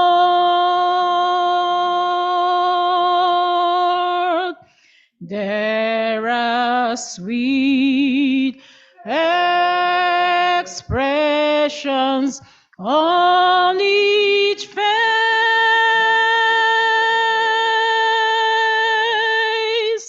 and I know they feel the presence of the Lord.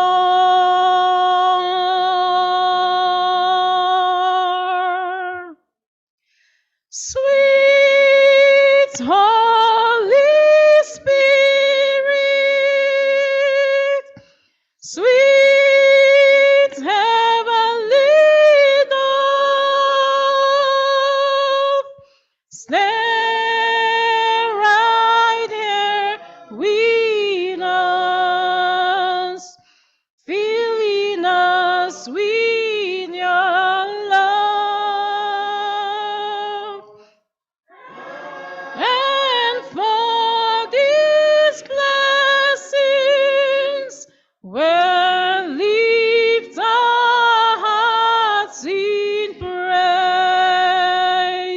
Without a doubt, we know that we have been revived when we shall leave this place.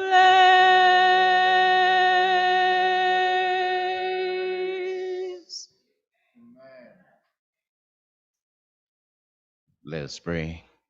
Our God and our Father, we come on this, your holy Sabbath day, to lift up praises, thanks, and adoration to you. We come, Lord, to lay aside all our cares and concerns, our burdens, stresses and stressors, and to worship you in the beauty of holiness. So, Lord, be with each worshiper this morning, those here in person, those who are online. Oh, Holy Spirit, right now I invite you to pour out your Spirit upon them and fill each heart. And Heavenly Father, I pray that at the end of this exercise, at the end of our worship session, whether it is preaching, whether it is singing, whatever it is, oh God, that we do, may everything redound to your name's honor and glory. And at the end of this worship exercise, may all of us exclaim, it was good being in the presence of the Lord. So hear our prayers, accept our worship, and we tell you thanks in Jesus' name.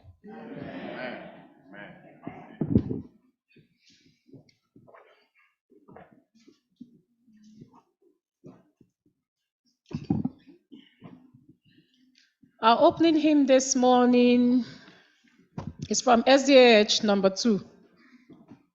SDA 2. All creatures of our Lord and King. All creatures of our God and King, all praise Him. Hallelujah, hallelujah.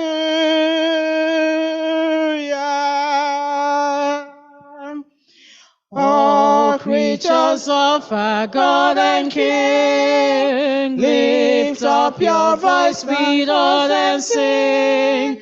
Hallelujah, hallelujah. Oh, burning song with golden beam, and silver moon with softer gleam. Oh, praise Him, oh, praise Him. Hallelujah, hallelujah, hallelujah.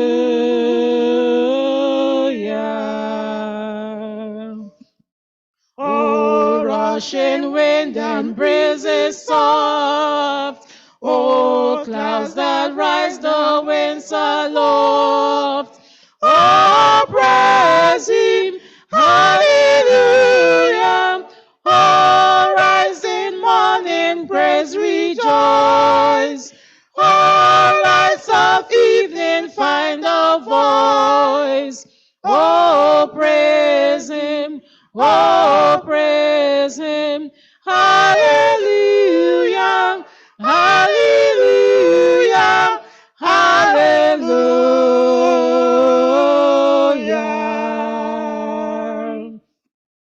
Oh, flowing waters pure and clear, make music for your Lord to hear.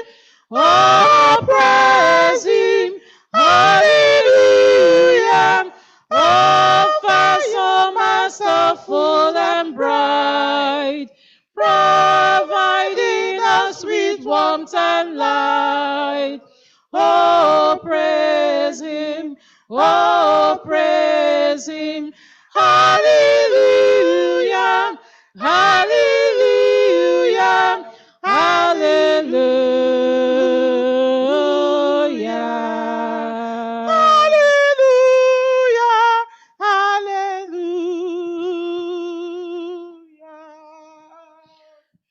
Let all things create a bless and worship him in humbleness.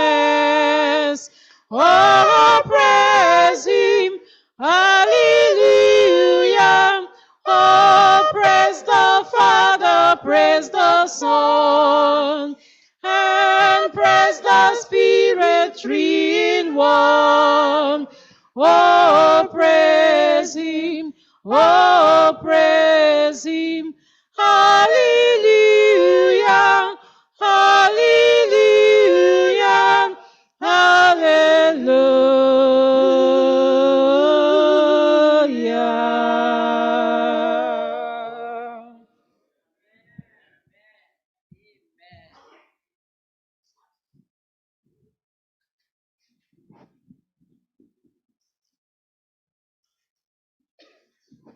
Happy Sabbath, church. We will remain standing for the scripture reading.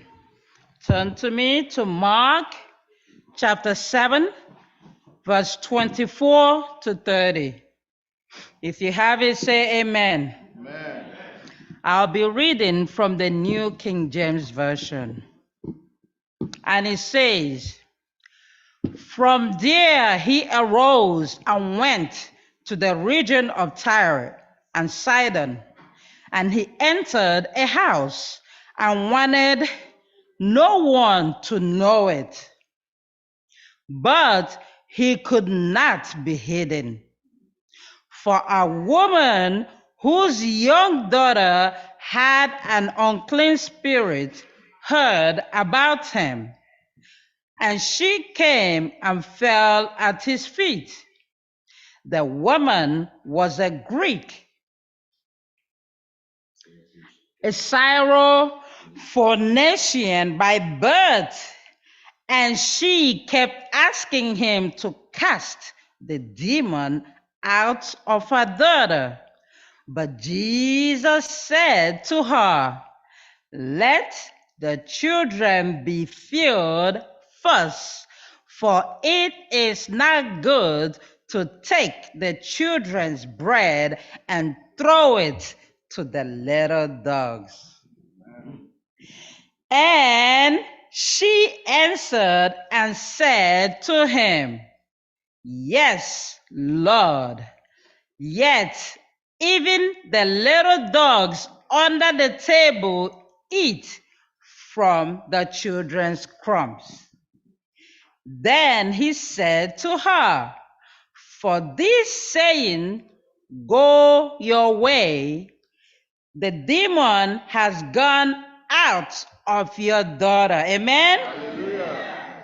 30.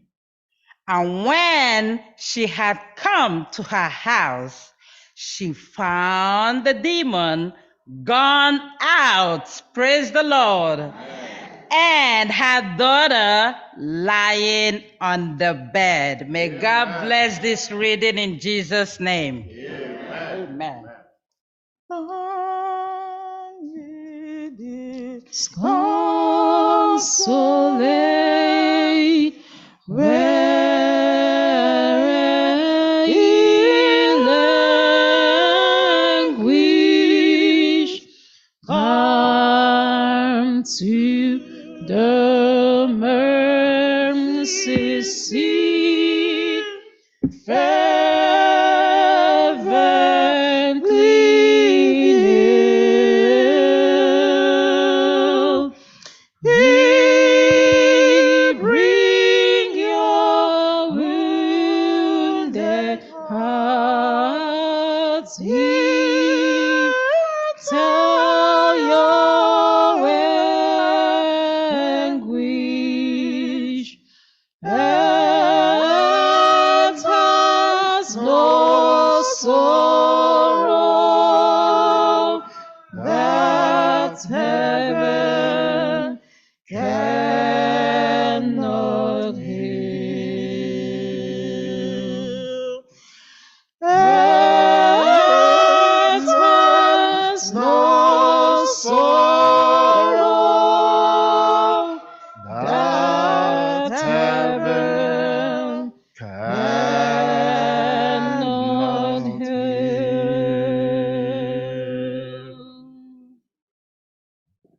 There is no sorrow that heaven cannot heal.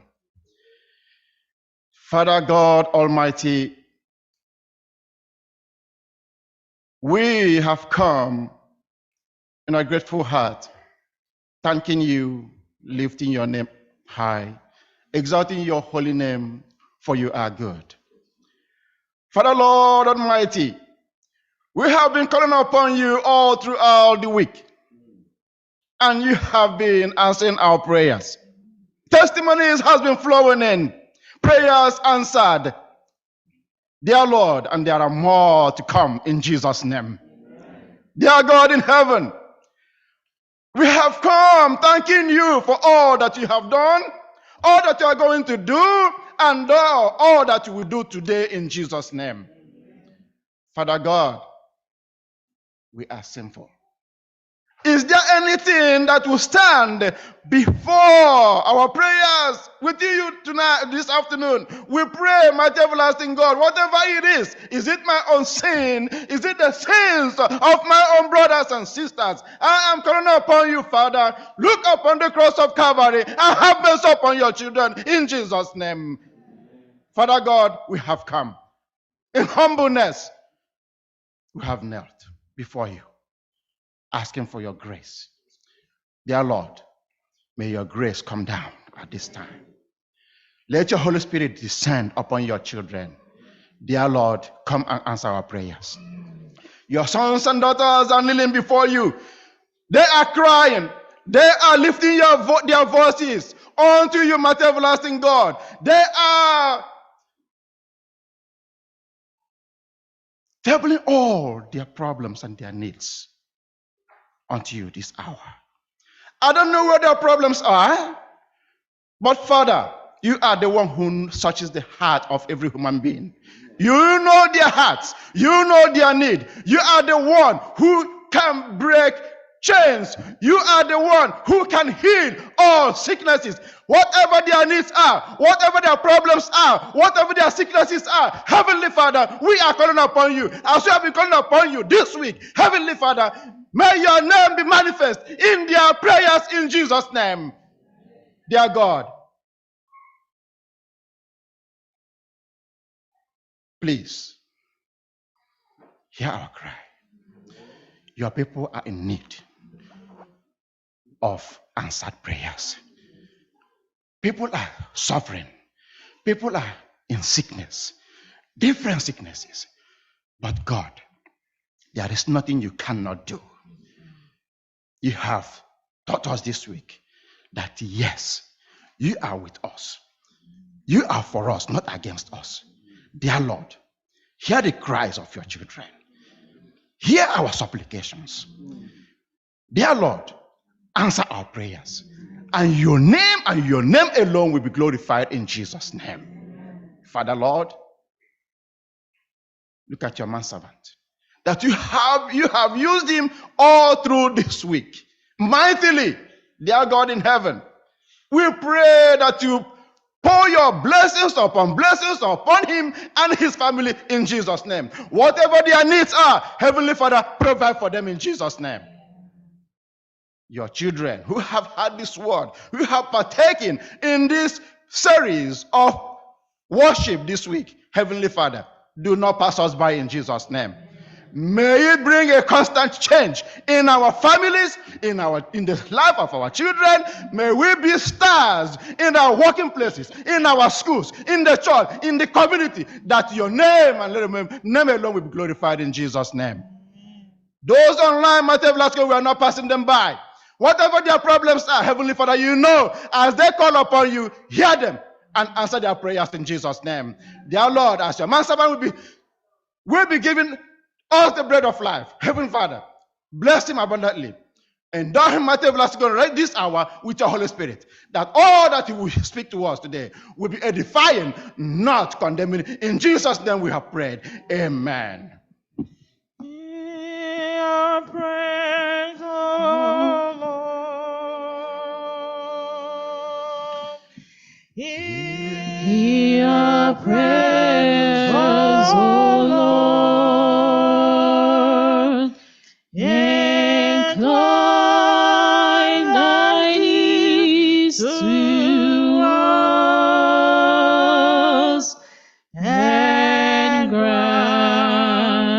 grant us thy peace.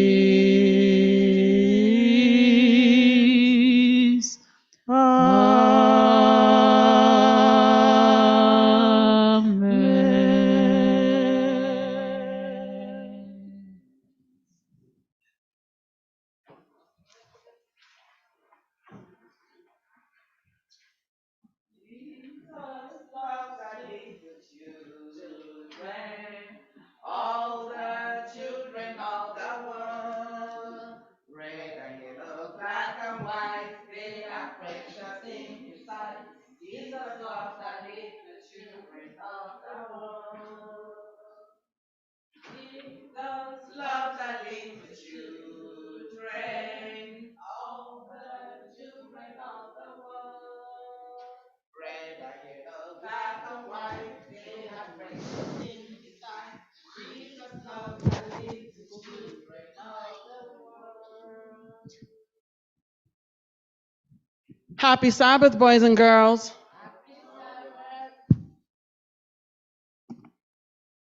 We're missing somebody. She just left as we started singing.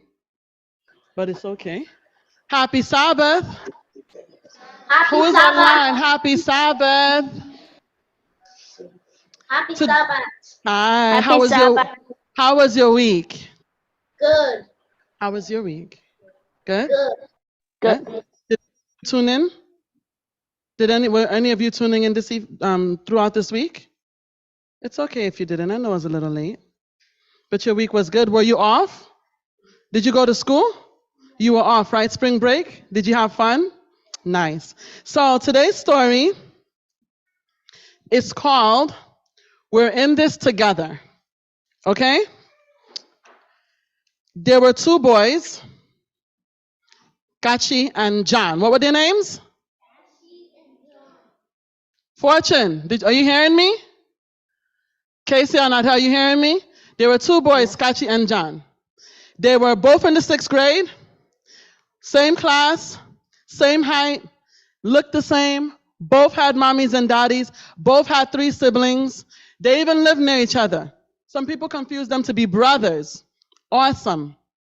And they really liked each other, like they really wanted to be friends. But there was something about Kachi that John couldn't really wrap his head upon. So John was the kind where if someone is doing something or if he's doing something and someone tells him to stop, he is really quick to say, I don't have to listen to you. You're not my mom. Why do I have to listen to you? I don't have to listen to you. You're not the boss of me. Kachi, on the other hand, was not like that. So there was a time they were riding their bikes after school, and they got really excited. And they went from the sidewalk to the middle of the street. And next thing you hear is a boom, a huge, loud honk. And the person was like, as they were driving by, they said, hey, Kachi, tell you and your friends, stop riding so dangerously. Go back on the sidewalk. You can't do that. You're going to get hurt. And Kachi was like, oh, I'm so sorry, uncle. I'm sorry. And he went on the sidewalk, and Kachi was like, John, come on. And he was like, that's your dad? I don't got to listen to him. And Kachi was like, no, that's my uncle. We have to listen. And they rode on the sidewalk. Then another day, they were right by the store. They were hanging out one night. They finished their homework, and they just went to the store, and they were just hanging out a little late. And then the lady was like, Kachi, it's almost 6 o'clock. What are you doing here? Go home. Your mom's going to be worried. And Kachi was like, okay, auntie. And then John was like, that's your mom? Why'd you call her auntie? He's like, that's not my mom. It's my aunt. It's my church aunt. We go to the same church. And John was like, do you listen to everybody? And Kachi was like, yeah, it is getting late. Come on, I don't want my mom to worry. And then another time after school, because it's a community school, so a lot of kids go there, right? So one of their classmates' dad saw them and said, hey, Kachi, one day after school, hey, Kachi, how's school going? And he's like, it's going great. Like, I hope you're doing well in your studies. I hope everything is going well. And Kachi's like, yeah, I'm really doing really well, right? And then the guy was like, well, keep it up. I want you to do really well and make everyone proud. Make me proud. Make the whole community proud. And Kachi was like, yes, uncle. And John was like, he's nosy. What is he asking you about your grades for? And then Kachi said, John, what's your problem? And then John was like, because you have all these people always asking you about stuff, telling you what to do, telling you where to go, telling you what to eat. Your life is boring. You can't just do something and just, like they're not your moms and your dads. And then Kachi was like, He didn't say anything that day. He said, And he went home. And John was like, forget about this. I'm going home. And then they went home. Then the following day, Kachi came. And Kachi was like, John, can I talk to you? And I know a lot of stories goes by where someone will talk to someone and they don't listen. But hear what happened. He said, John, can I talk to you? And John was like, yeah, what's up? Like, you said something yesterday. You said that people are always bossing me around and my life is boring. I don't think so. I think you're wrong.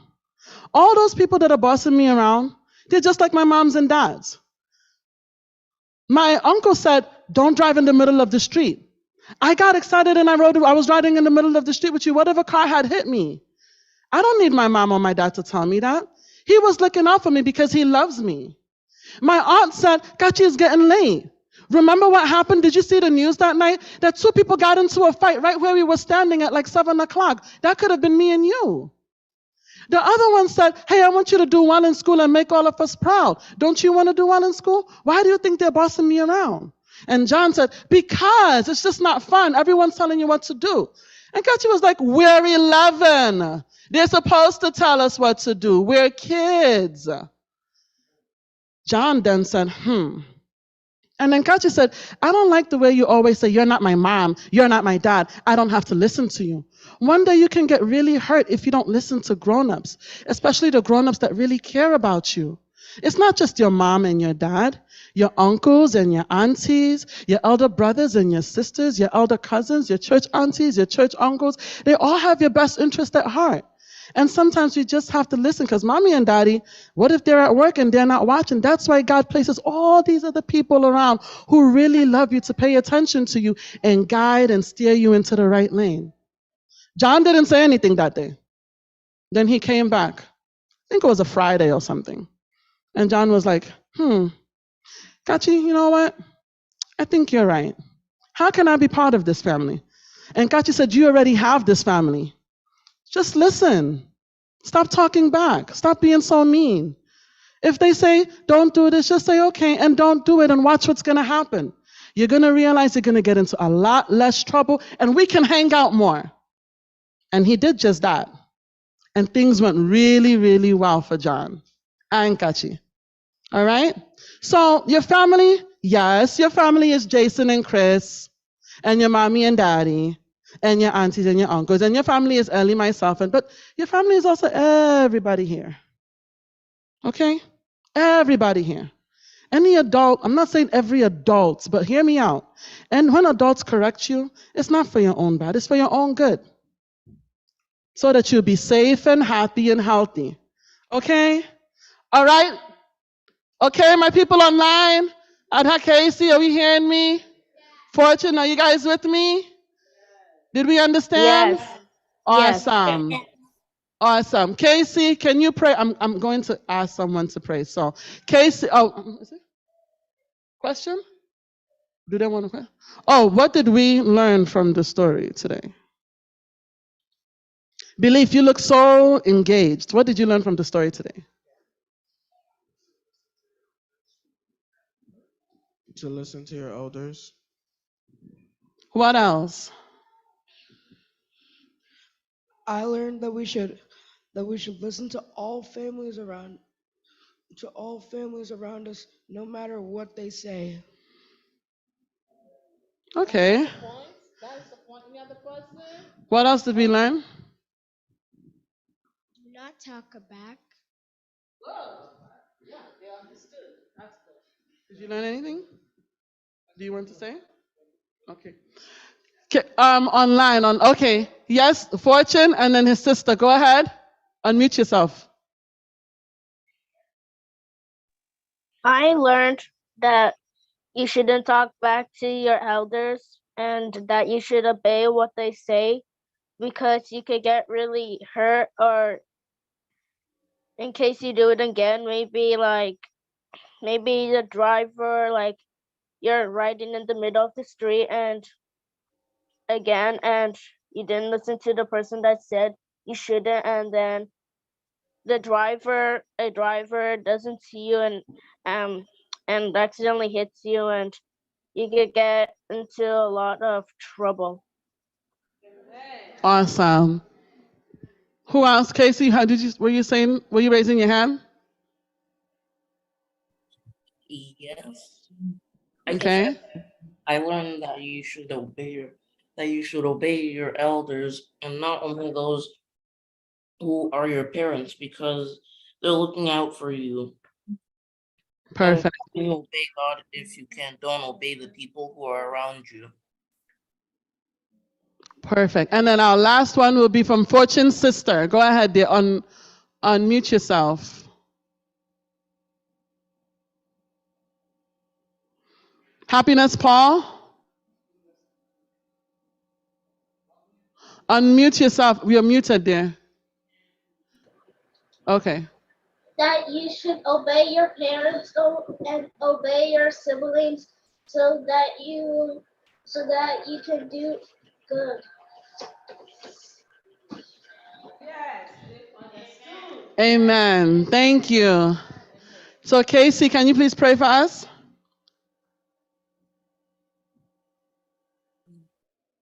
Lord, thank you for letting us to be able to attend Sabbath school today, in person and online. Lord, I pray for us to be able to learn the lesson that we learned today, that we shall obey all of our elders, not only those who are our parents, because if we aren't obeying the God that we can see right now, because our parents are God's representatives on earth, how can we obey God who we can't see?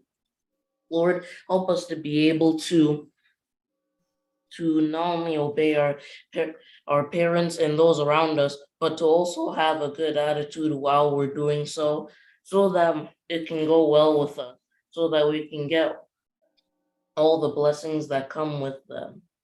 Amen. Amen. Amen. Jesus loved the little children, all the children of the world. Red and yellow, black and white, they are precious in His sight. Jesus loved the little children of the world. Can we say amen to that again? Amen. Amen. Thank you, Akuna and your crew. May God bless you and your ministry in Jesus' name. Offering time. I didn't hear that. Offering time.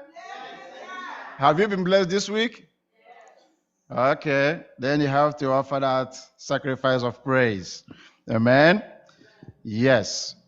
I have a little reading here, and that's our regular anthem from Malachi 3:10.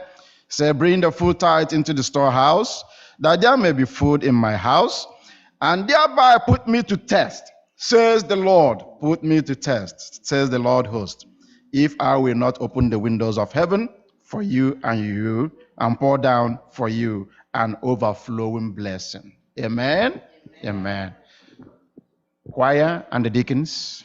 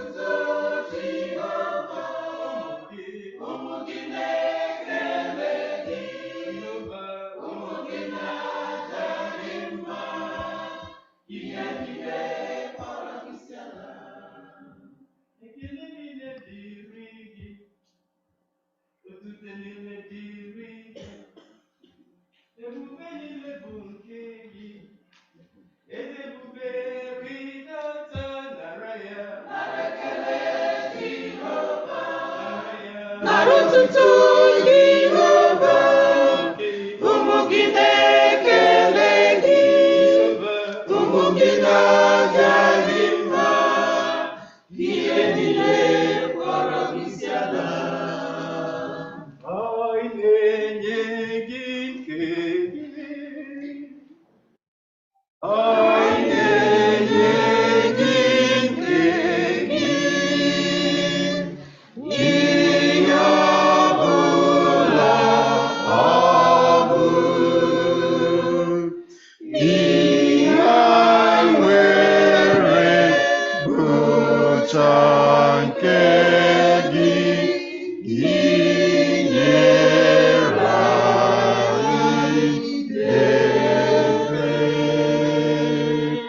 Before we pray, we have to bring to our attention our brother who is +1 today. The wife is thanking the Lord with $100, and we say, may God add more years to his life in Jesus' name. Amen. Shall we pray?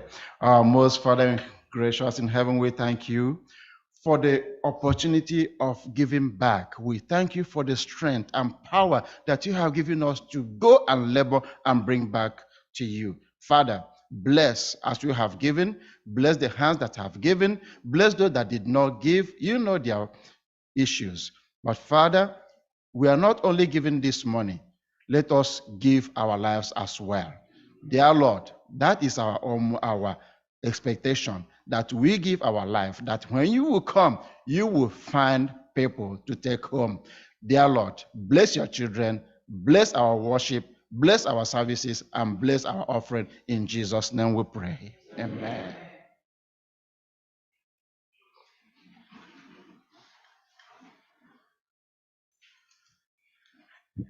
Amen. Amen.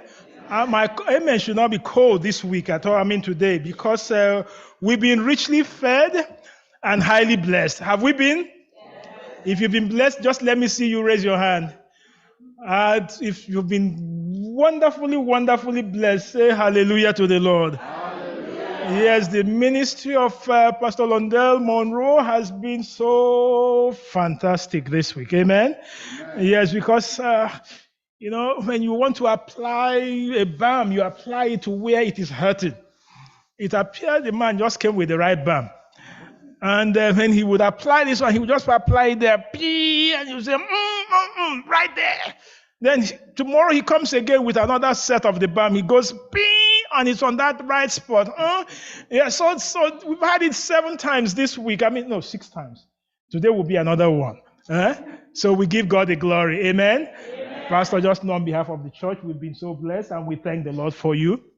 And you notice this week, I also noticed something very wonderful.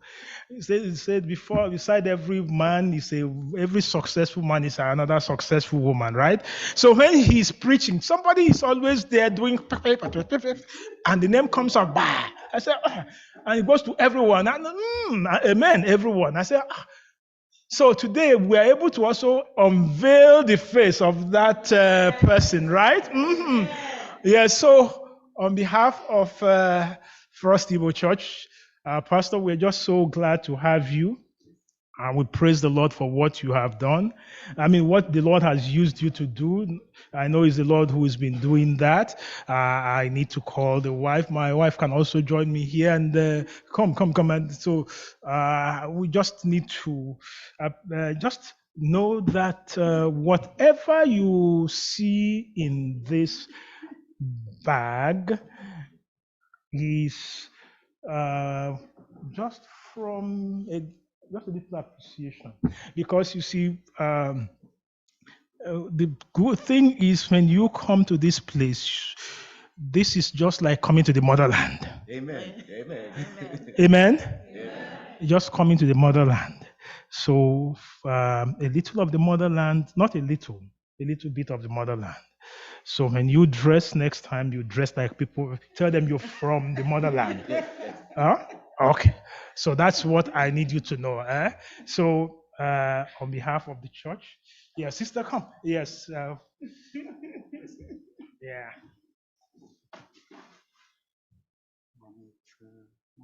Okay.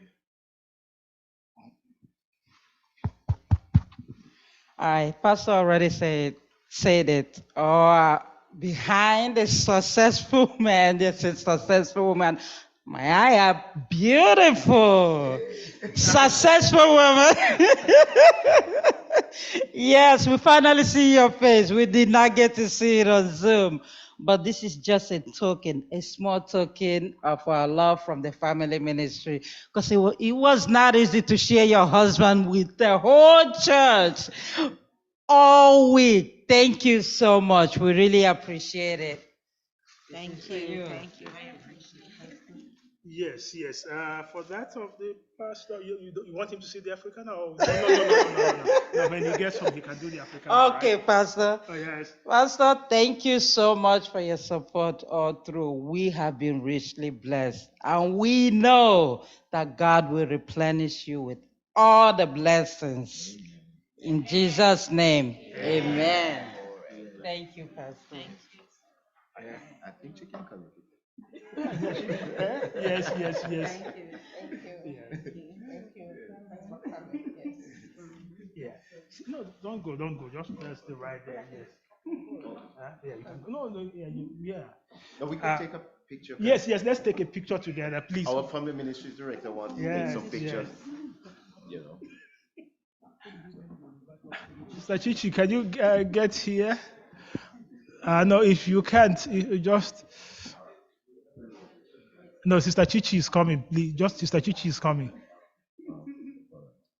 Yes.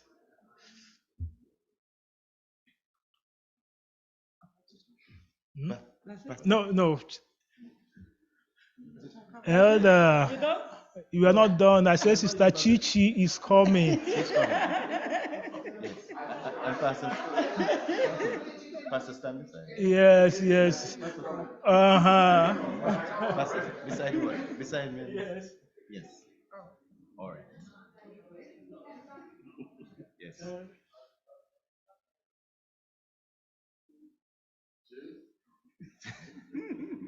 You got it? Thank you. Amen. Pastor, ensure that I get some of this. Oh, sure. Sister Chichi, don't go.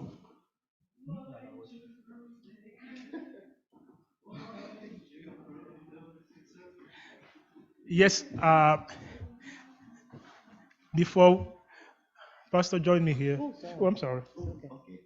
You see, I just want us to offer a special prayer for the family ministry department, because this year, the leading out and everything, and just making sure it's going to be that after this week, it will not just be dropping everything.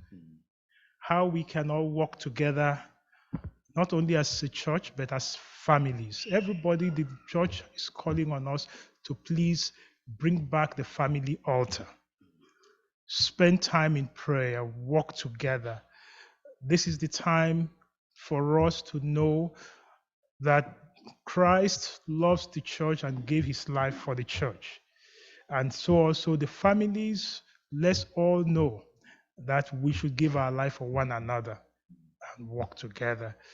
So we'll pray for the leadership of the team, of the ministry team, but also pray for each one of us. This year, by God's grace, what we're going to do now is our Friday Vesper worship and Sabbath Vesper worship will now be conducted by families.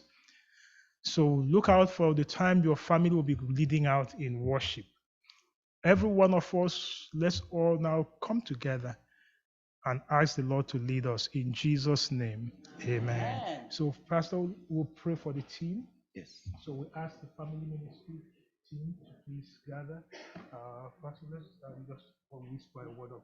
If you there's security that do not put you can sit right there. But the other ones, please kneel and let's pray this prayer of dedication. Yes.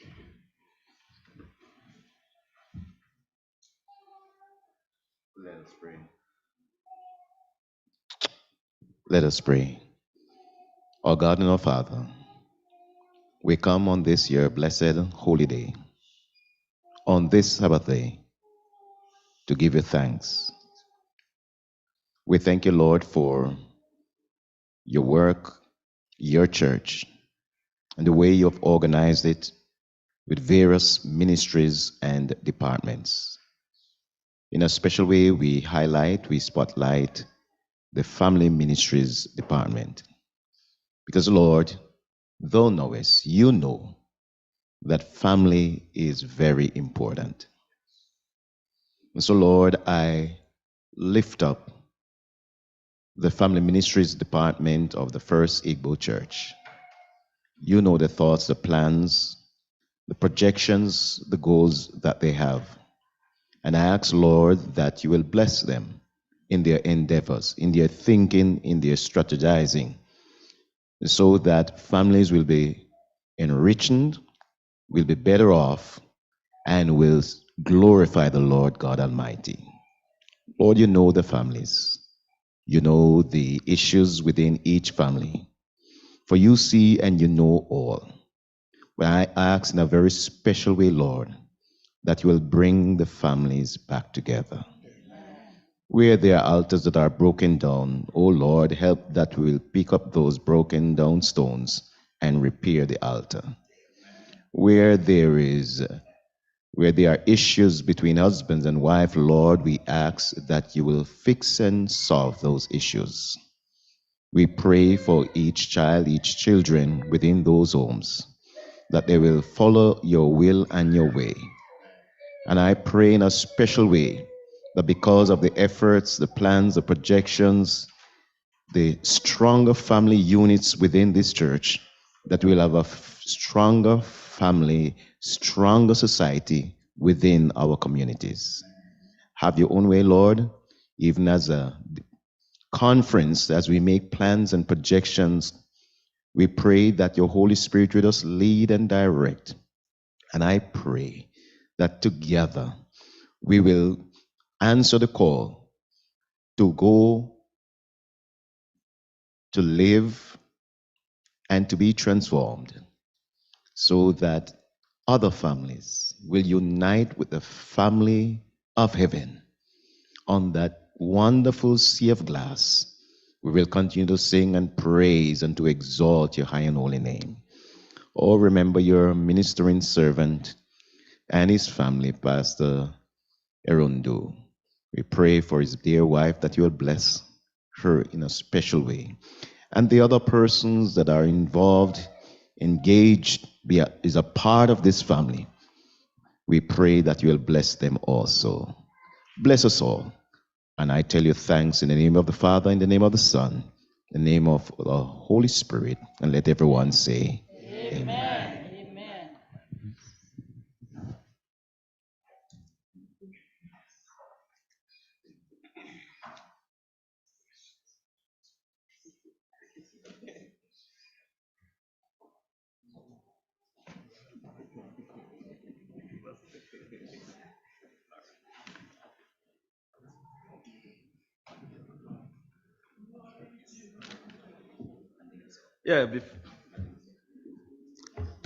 Just before the choir comes, I'm asked to read out just a little thing about Pastor before his sermon, mostly for the benefit of those who weren't there when we introduced him each of the day of the week of prayer. Pastor is very unique. He has served this church in various ways. And I liked what Pastor Okeze did now to unveil the wife. You wouldn't know how powerful you are in the ministry with what you do. Let me give you one experience. We will always wait for you to announce the topic of the next day. Online, we are watching, and Pastor's wife will always be the one to announce the next day's topic. So each time that she types the next day's topic, then he gives the coordinators the time now to tell every other person this is the topic for the next day. So I don't know how many of you that saw that on the chat. So when it is going on, she's writing the amen, and then the topic of the next day will just come from her. And we thank God for that. Pastor Lodem Moro has been helping to lead the Seventh-day Adventist Church for the last 28 years in many capacities. He has served as a director. He has also served as the area coordinator. He has been the conference director in so many ways, and also a church planter. And he wants us to let you know that through his ministry, by God's grace, over 2,000 people, 2,000 individuals have been baptized. What do you say to that? And he still has the privilege and delight of ministering more and more individuals being satisfied and filled with the happiness from knowing and trusting in Jesus. To him, the privilege of baptizing people, is the most fulfilling. Amen? Besides various leadership roles in the church, our pastor has served in various community service initiatives. He believes the church must impart also the community. Amen? Currently, our pastor is the shepherd. He says he's the shepherd of our church in Brooklyn, Maranatha Seventh-day Adventist Church in Brooklyn. I'm sure I will pay a visit to that church one of these days. So he holds the position of Associate Family Ministries Director of Greater New York Conference and coordinates the Brooklyn area of pastors. He is surrounded by loved ones, including his wife, Amiria, who is a social worker. Thank you for your ministry. And their 2 children, Matthew, who is a freshman in Southern Adventist University, and Jana, who is close, Jana, who is close to graduating from middle school. Amen? One very important thing, which is the last one, is that in Matthew chapter 20, verse 28, Pastor finds his mission statement. And the mission statement says, just as the Son of Man came to serve and not to be served, he sees it as essential to join with individuals side by side and offer a helping hand. We pray that the Lord will continue to flourish his ministry and bless the family. And the next voice you'll be hearing after the special rendition from the choir will be the voice of our pastor. May the Lord bless us in Jesus' name.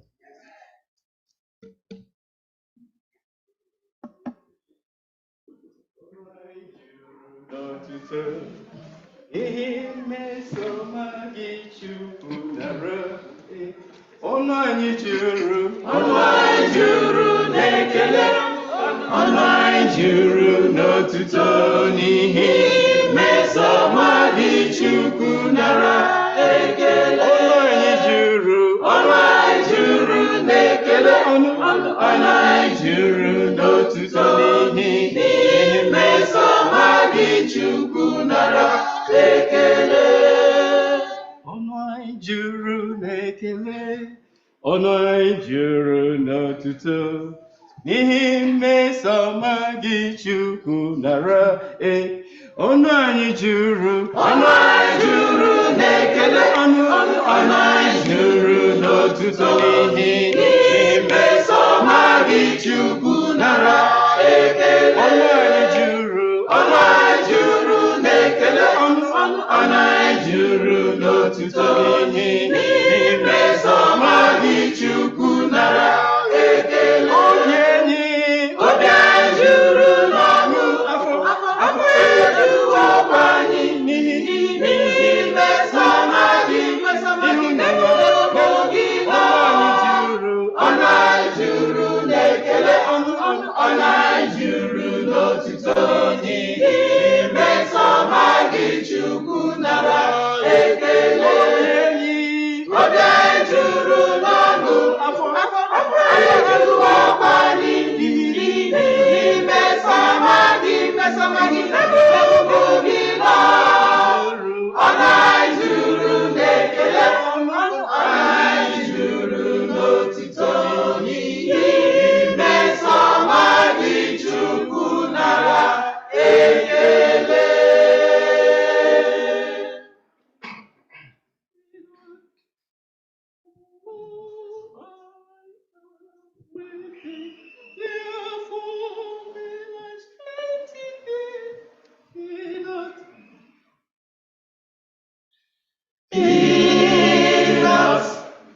Feed us, for I am with thee. Feed us,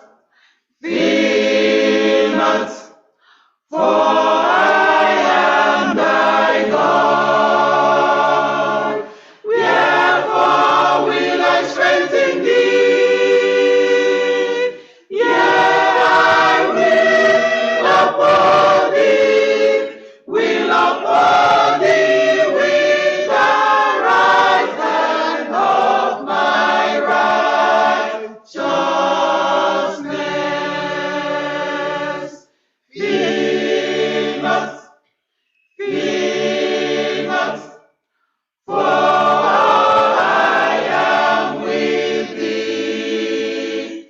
Fear not, for I am thy God. Therefore will I strengthen thee. Yea, I will uphold thee with the right hand of my righteousness. For I, the Lord thy God, will hold thy right hand, saying unto thee, fear not, I will have thee, says the Lord, and thou shalt rejoice in the Lord, and thou shalt rejoice in the Lord, and thou shalt glory in the Holy One, and thou shalt glory in the Holy One, shall glory in the Holy One of Israel, and thou shalt glory in the Holy One, and thou shalt glory in the Holy One, shall glory in the Holy One of Israel.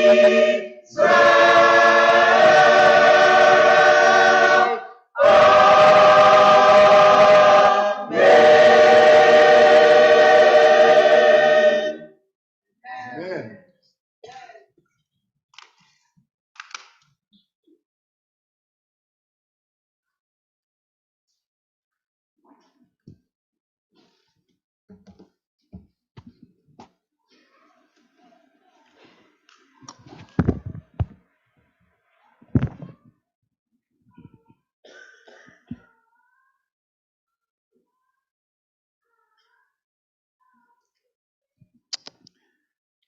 Sabat Oma Madu Nili. I tried that. Happy Sabbath, everyone. It's a real joy to be with you. My wife and I, Amelia, and most times she's in another room, so I don't know what is happening. And I want to thank her for her support this week, even though, she has her own set of responsibilities to do. I want to thank the choir in a very special way for those two beautiful songs. I was trying to get the interpretation of the first one, and it sounds like, praise God for your blessings. Our mouth is filled with joy. Amen, somebody? And that's what we do when we come out here to worship the Lord God Almighty. I also love that second song, Fear Not, I will uphold thee, and thou shalt glory in the Holy One of Israel. Somebody ought to say amen. Amen indeed. Amen indeed. I want to bring you greetings from our conference president, Dr. Alonzo Smith. As you know, he is the father of family ministries. Amen, everybody. He is the father of family ministries indeed. And so I bring you greetings from him this week. Also, and also the entire administration, conference treasurer, Pastor Isaias, and also our conference secretary, executive secretary, Pastor Manuel Arizata, and all the rest of the administration. I bring you their greetings in a special way. And in a special way, I want to bring you greetings from Dr. Samuel Peguero. This week we met, and as you know, he said, Pastor, make sure you take some pictures and even get a video clip, because I want to include it in my next report. Amen, everybody. And so you're going to be featured in the next report that he has. And even when conference session is taking place in the next couple of years, you should see yourself there in that report. So I want to praise the Lord for that. As a matter of fact, is Dr. Samuel Peguero introduced me or recommended me to your wonderful and gracious pastor, Pastor Erundu. Amen, somebody? So that's how involved he has been in this program that we've had all of this week. I want to greet those who are online. I'm told that folks are everywhere across the world, right here at FirstIgbo Seventh-day Adventist Church. Amen? Canada, all over the place, they are here. And it is good. It is good. And it reminds me that though the church, the pulpit is local, it is also global. It is global. I really want to thank your gracious pastor. He's such a wonderful person, Pastor Erundu. Every night, he checked in on me, Pastor, is there something else that we need to do? And he offers his prayer. It's just a wonderful colleague to be engaged with in battle for the Lord. Amen, somebody? And I want you to lift up your pastor and to pray for your pastor. Pray for his wonderful wife. Amen, somebody? Yes, yes. Come on, say amen for your pastor. That's right. And his wife. Bless the Lord, and their family in a special, special way. Thank you, Pastor, for your graciousness. That you work with other persons, but Pastor is a little bit top, above. He's just you hear that? That's affirmation. He's just a wonderful person. And I really appreciated working with him this week. Now, one of those things that I really appreciate, I'll preach in a minute or two, and it is a Sabbath. We're not going anywhere, right? All right, okay. So just give me a few minutes. Just give me a few minutes. Because I have to comment on some things that really I admired, wonderful, just admired, and that is the intercessions in the nights. Oh my goodness! Even when I don't even understand the language, I just felt that you took everybody to the throne of grace, that you lifted them, that the language that you speak, even when I don't understand, is a heavenly language. And continue this wonderful thing that you're doing, this connecting with the Lord, praying to the Lord. And I just felt like a little son that needs to learn how to pray just like you. And so I thank you in a special way for that. I want to thank all our gracious hosts each night, Brother Elder O'Hara. I hope I'm pronouncing it. It's difficult pronouncing your names. I think it's O'Hara and Elder Agu. I think last night it was David and Margaret Wampa. Did I get it correct? Yes. I know I'm seeing it on the screen, but I'm trying to get the pronunciation. And so I really want to thank all the hosts for their graciousness, hosting and remembering and, having those beautiful takeaways. I didn't even know I was saying some of those things. Some things I write, some things I say. You know what I mean? I really want to thank in a special way them. And you have some beautiful, it seems as if everybody in this church can sing. Oh my goodness, if I want to learn to sing, I'm going to have to come here a little more often. Amen. Yes, you're the best. You're the best. You just sing so beautiful. You're angels. You're angels indeed. All right. Maybe I should try to unveil some persons because I know some persons I could see them on camera because their cameras were open. But I don't know if I know who is Obiama and Chima. If you're here, just reveal us. All right. Beautiful, beautiful, beautiful. Amen indeed. Then let me see if I can figure out who is Nenya Wanchuku. It's online. All right, still online. All right. Blessings. Who is blessings? Online also. What about happiness? Online. What about success? All right. What about Rose? What about the Benko? Oh, all right. Yeah, right, all right. Beautiful. What about Beatrice Chima Wagu? Ah, you pray very well. You have such powerful prayers. I want to greet all of you in a special, special way. May God bless us as together we worship the Lord in the beauty of holiness. Our subject is resilient people. Resilient people. Let's, as always, seek God's guidance before we get into his words. Our God and our Father, we come on this special day to give you thanks for all your goodness, all your graciousness to us. During the week, many lost their lives. So many things happen. But thank you, Jesus. We are here in the land of the living. We can come to church. We can worship you. We can fill our mouths with joy as we lift and exalt you, the Holy One of Israel. Thank you.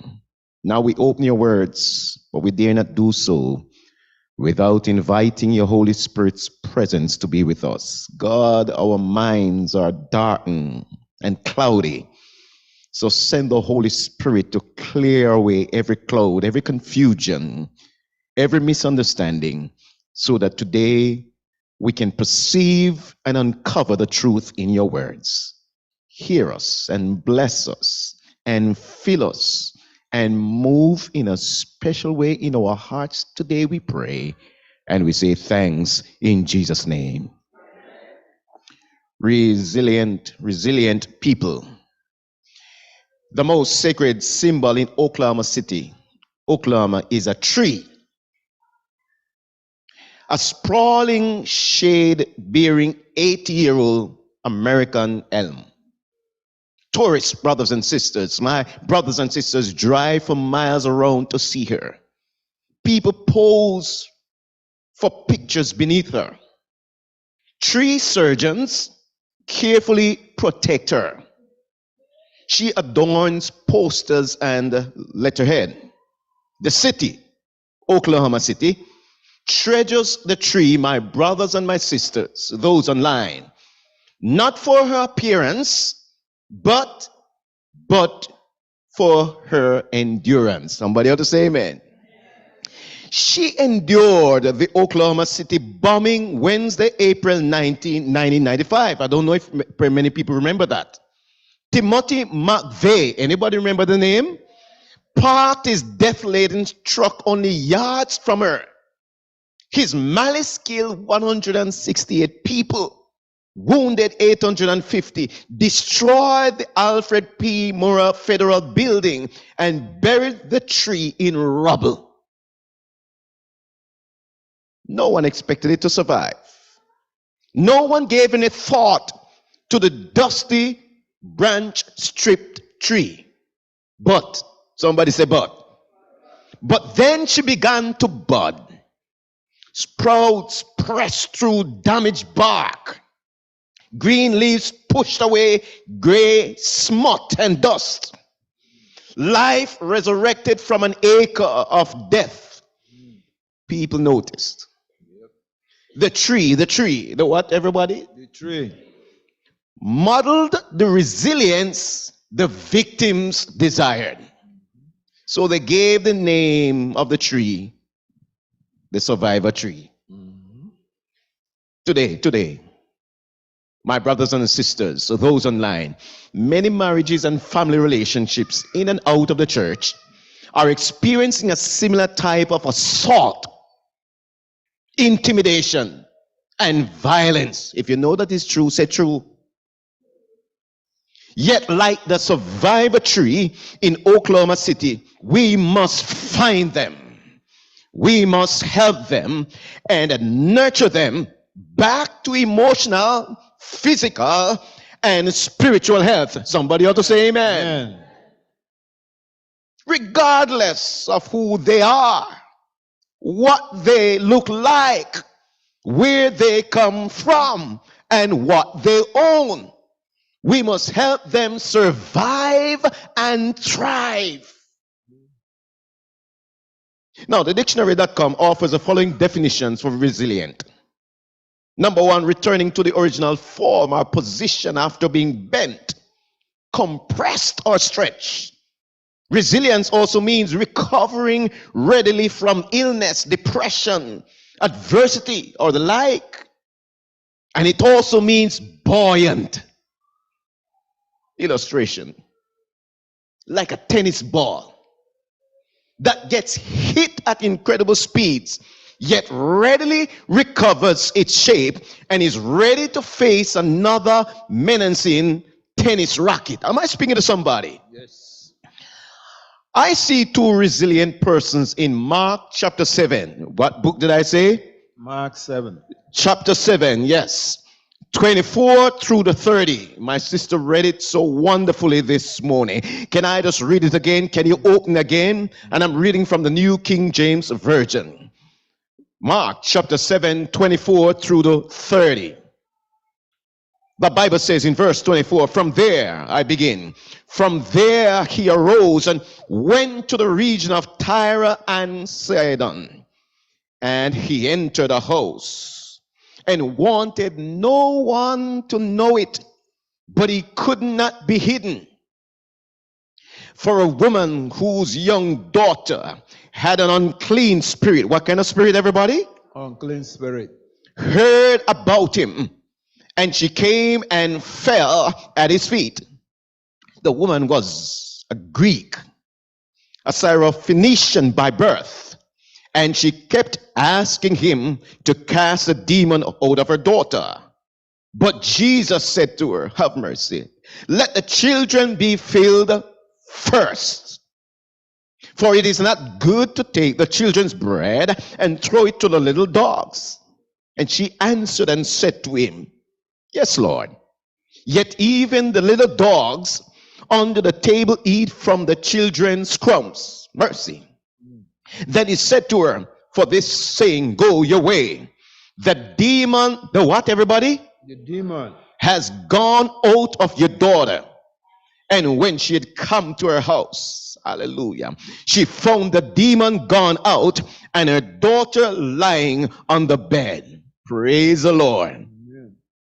Two resilient persons are in this passage. Meet resilient person number one, Jesus. Can somebody say Jesus? Jesus. When we come to church, we are not to be afraid to call upon the name of Jesus. The Bible says in verse 24, from there he arose and went to the region of Tyre and Sidon. I'll read it again because I want you to catch the force of the passage. From there he arose and went to the region of Tyre and Sidon. Question. Why did he go to Tyre and Sidon? You see, in Mark 7, 24 to 30, to verse 30, Jesus is fresh off a major conflict, debate with religious leaders about purity's true essence, about ceremonial cleanness. Are you with me still, church? Yes. You can see that exchange in verse 1, chapter 7. I'm still in chapter 7. 1 and 2, and verse 6. Then the Pharisees and some of the scribes came together to him, having come from Jerusalem. Verse 2, now when they saw, Mark chapter 7, verse 2, now when they saw some of his disciples eat bread with defiled, that is with unwashed hands, they found fault. Verse 6, he answered and said to them, well did Isaiah prophesy of you hypocrites. As it is written, this people honors me with their lips, but their heart is far from me.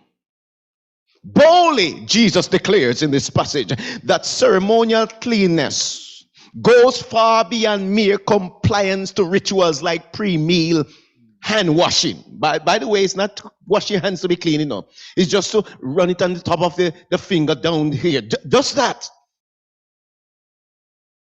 Instead, what truly matters, Jesus is saying, when it comes to cleanliness, when it comes to purity, are the intentions of our hearts and how we treat one another. Now in our passage of study, Mark 7:24-30, he meets a Syrophoenician woman. And right away, brothers and sisters, Jesus goes against the grain of Jewish thinking and customs. Anybody know why? Because typically, Jews avoided Gentiles to keep themselves from being tainted, from being ceremonially unclean. Are you still with me? Yep. But here's where the relentless, boundary shattering, unstoppable, resilient Jesus steps in. I said, here's where the relentless, boundary shattering, unstoppable, resilient Jesus steps in. Fearlessly, he interacts with this Gentile woman in need and imparts a valuable lesson that transcends time. So what's the lesson? It's simple. God's plan for salvation is inclusive, embracing even the Gentiles. Amen. The amazing message, my brothers and sisters, ladies and gentlemen, the amazing message of God's love and kingdom goes beyond Israel's borders. Though they were given first dibs, though they were given first chance, my brothers and sisters, this is good news. You ought to rejoice. You ought to say, thank you, Jesus. Thank you, Jesus. Because I was never born a Jew. And I don't think you were born a Jew either. But bless your heart, salvation has come to us. Hallelujah. Amen. Salvation is truly available to everyone. This has always been God's plan. Am I speaking to everybody? Oh, okay, let me demonstrate. I like to go through the scriptures because that's what we must talk about, the scriptures. Genesis 12 verse 3, God remind Abram, in thee shall all, can somebody say all? The families of the earth be blessed. In Isaiah 56 verse 7, you got to write them down if you want to remember them. Isaiah 56 and verse 7, mine house shall be called an house of prayer for all, how many people? All nations. Oh, let me go again. I think you're not with me still. Matthew chapter 28. That's my son's name. Somebody on, Matthew's right here. Matthew's over here. Matthew 28 verse 19. Go ye therefore and teach how many nations? All nations. Can everybody say all? Baptizing them in the name of the Father and of the Son and of the Holy Ghost. Revelation 7. Oh, I love Revelation. Chapter 7, 9-10. After this, what is happening? Look at what is happening. Look in heaven what is happening. Look what is happening in heaven. After this, I beheld, and lo, a great multitude, which no man could how many people could number it? No man could number, of all nations. Of what?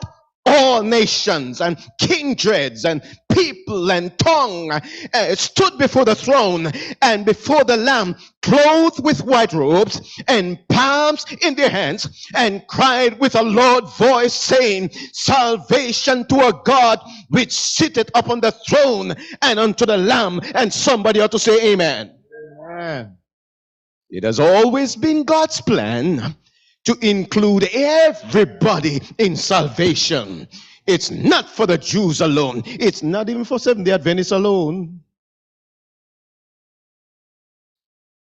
I love when our children sing, Jesus loves the little children, all the children of the world. Whether they are black and white, they are precious in his sight. Jesus loves the little children of the world. I'm glad I'm included in God's plan. I'm glad I'm included. I'm glad I'm included. I'm not excluded. What about you? Aren't you glad? So Jesus' journey is watch what is happening. I said Jesus' plan is to save this morning. Watch what is happening. So Jesus' journey is to Phoenicia, present day Lebanon, where Tyre was situated, without a clear public ministry objective. Or so it seems. Jesus wishes to fight. Remember, he just had a quarrel with the scribes and Pharisees, and he wants a vacation. That's the setting. So he goes to another place where he won't meet upon these kind of people. Because sometimes you need rest from the haters. Oh Lord, mercy. Somebody's not getting me. Jesus wishes to find respite with his disciples and elude the relentless persecution from religious leaders who persistently shadowed him. He's well aware that scribes and Pharisees won't dare defile themselves by entering Gentile territory. So Jesus strategically chose this location. But, can somebody say but? Despite his best efforts to seek peace and quiet, Jesus' presence in the region remained anything but secret. Can somebody say anything but secret? Anything but secret. Ah, yes. That seems to be a theme in the book of Mark. I wish I had time to unveil all of that. But Jesus is anything but secret in the book of Mark. But let me give you one. I'll go down to verse 36. Mark chapter 7. And he charged them. The Bible says, Mark 7 verse 36. He charged them that they should tell no man. How many persons they should tell? No man. But the more he charged him, so much the more a great detail. They publish it. Did you get it? The more he charged him, the more in detail they publish the glad tidings about Jesus. Jesus is anything but a secret. Somebody say it again. Jesus is what? Anything but a secret. Yeah. You repeat it, then you can tweet it. Jesus is anything but a secret. Ah, my brothers and sisters, at FirstIgbo, a candle can be covered, but the sun cannot be hidden. Somebody miss it. A candle can be covered, but the sun cannot be hidden. Everybody ought to know who Jesus is. He's a lily of the valley, the songwriter says. He's a bright and morning star. He's the fairest of 10,000. So everybody ought to know. Can you say amen out there? So despite Jesus' attempts at maintaining a low profile, his radiant presence shone with elegance and grace. His joyful aura eventually made itself known like the enchanting scent of an exquisite perfume filling the surroundings. His fame preceded him, ensuring that he could not blend in or remain anonymous for long. Even those who had only heard of his legendary status would quickly recognize him upon meeting him, and they exclaimed, "This must indeed be Jesus." Concealment is never an option for Jesus. He's far from being a hidden treasure. So Mark 7, 24 to 25 reports. I'm getting back to the text because sometimes we just rush past text. Mark 7, 24 to 25 reports. And he entered the house and wanted no one to know it, but he could not be hidden. Are you with me now? For a woman whose young daughter had an unclean spirit heard about him. Woo! I'll be excited all by myself. And she came and fell at his feet. Despite his restraint in performing incredible healings in that area. I believe Jesus purposely let one jaw-dropping miracle occur. Can you see in this passage, I'm talking about the resilient Jesus, that he goes out of his way to meet this woman? Can you see it in the passage? He has just discussed with people, and some people can't mix and mingle with other people because they're unclean. But he goes into the very territory where those unclean people, and though he tries to hide and to remain anonymous, somebody heard about him. Yes. And I just believe that though he didn't try to make himself visible, some people try to make themselves visible even though they're not important. Some people just try to make, they're just more than enough. He just stopped by. He says, listen, I know there's somebody who is in need of salvation. So I'm just going to stop by and perform a miracle in this place. Does anybody want a miracle in this place? Yes. Can I see the hands of those who want a miracle in this place? Well, I'll let you know that Jesus stops by to give a miracle in this place. Can you lift your hands and praise the Lord and say, thank you, Jesus. Thank you, Jesus. He is a good shepherd, isn't he? He's the tireless shepherd, isn't he? Yes, who seeks his lost sheep until he finds it. Oh, the Bible says 90 and 9. Whoops, he's counting. 97, 98, 99. Whoops, let me count again. 96, 97, 98, 99. Whoops, let me count a third time. And then he stops in Tyre. Because the 101 is right there. Oh God, I hope the people can open up their minds and see the passage this morning. If a Near Eastern shepherd at the time of Christ lost one of his sheep, it was necessary to either return to the flock with the lost sheep or return with its carcass to demonstrate that he had done everything possible to find it. That's why when the lost sheep is found, the shepherd cries out with joy, rejoice with me, for I have found my sheep which was lost. The good shepherd pursues his lost sheep. Am I speaking to somebody? The good shepherd perseveres until he finds his sheep. The good shepherd rejoices when he finds his lost sheep. Somebody ought to praise the Lord. Amen. To Christ, to Christ, to Christ. We are not a mass of nameless humanity, but individuals created in his image that he has redeemed by his grace. And I say, praise the Lord. Amen. Now, meet the second resilient person in this passage. Jesus is the first. He's had a quarrel. He moves where he must meet somebody to save them. Meet the resilient Syrophoenician woman. Is anybody still with me? Yep. The Bible said, from there he arose and went to the region of Tyre. And he entered the house, wanted no one to know it, but he could not be hidden. Verse 25, Mark chapter 7.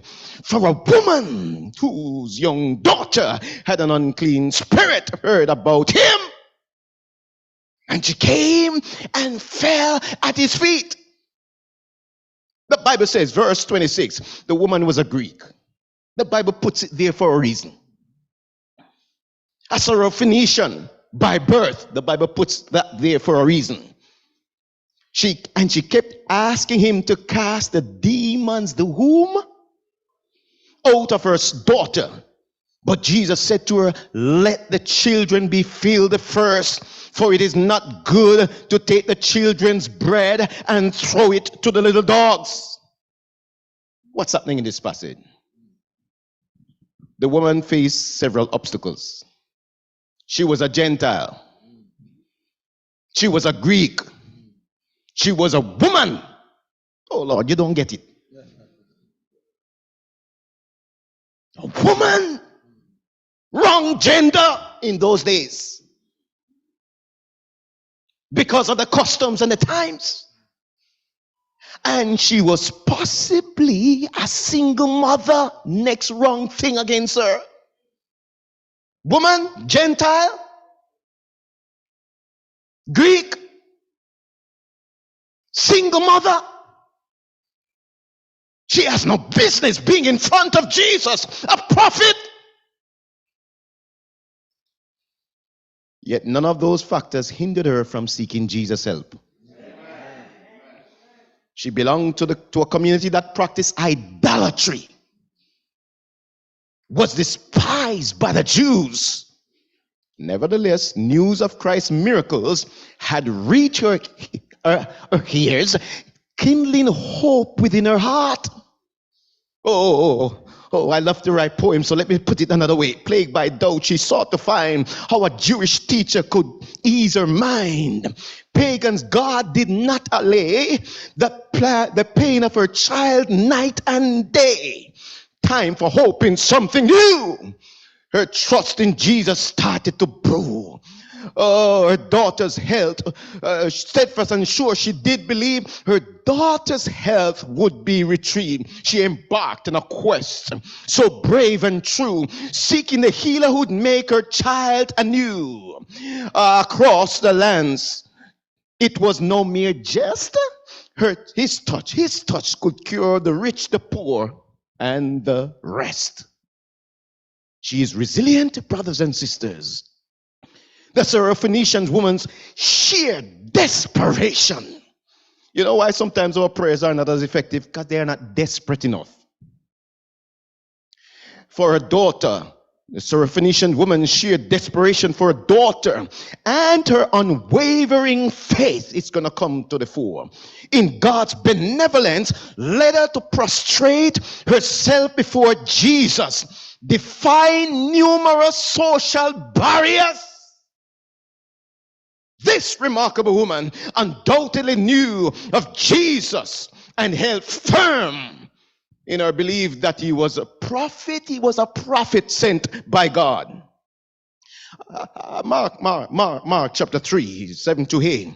Kind of tell us how she knew about the lady. If you read that passage, there are people who are coming to Jesus from all across, from different diverse regions.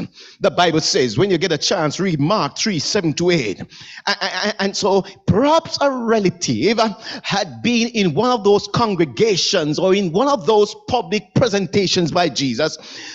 Perhaps a relative or friend of the Syrophoenician woman witnessed Jesus' miracle firsthand and shared their story when they returned.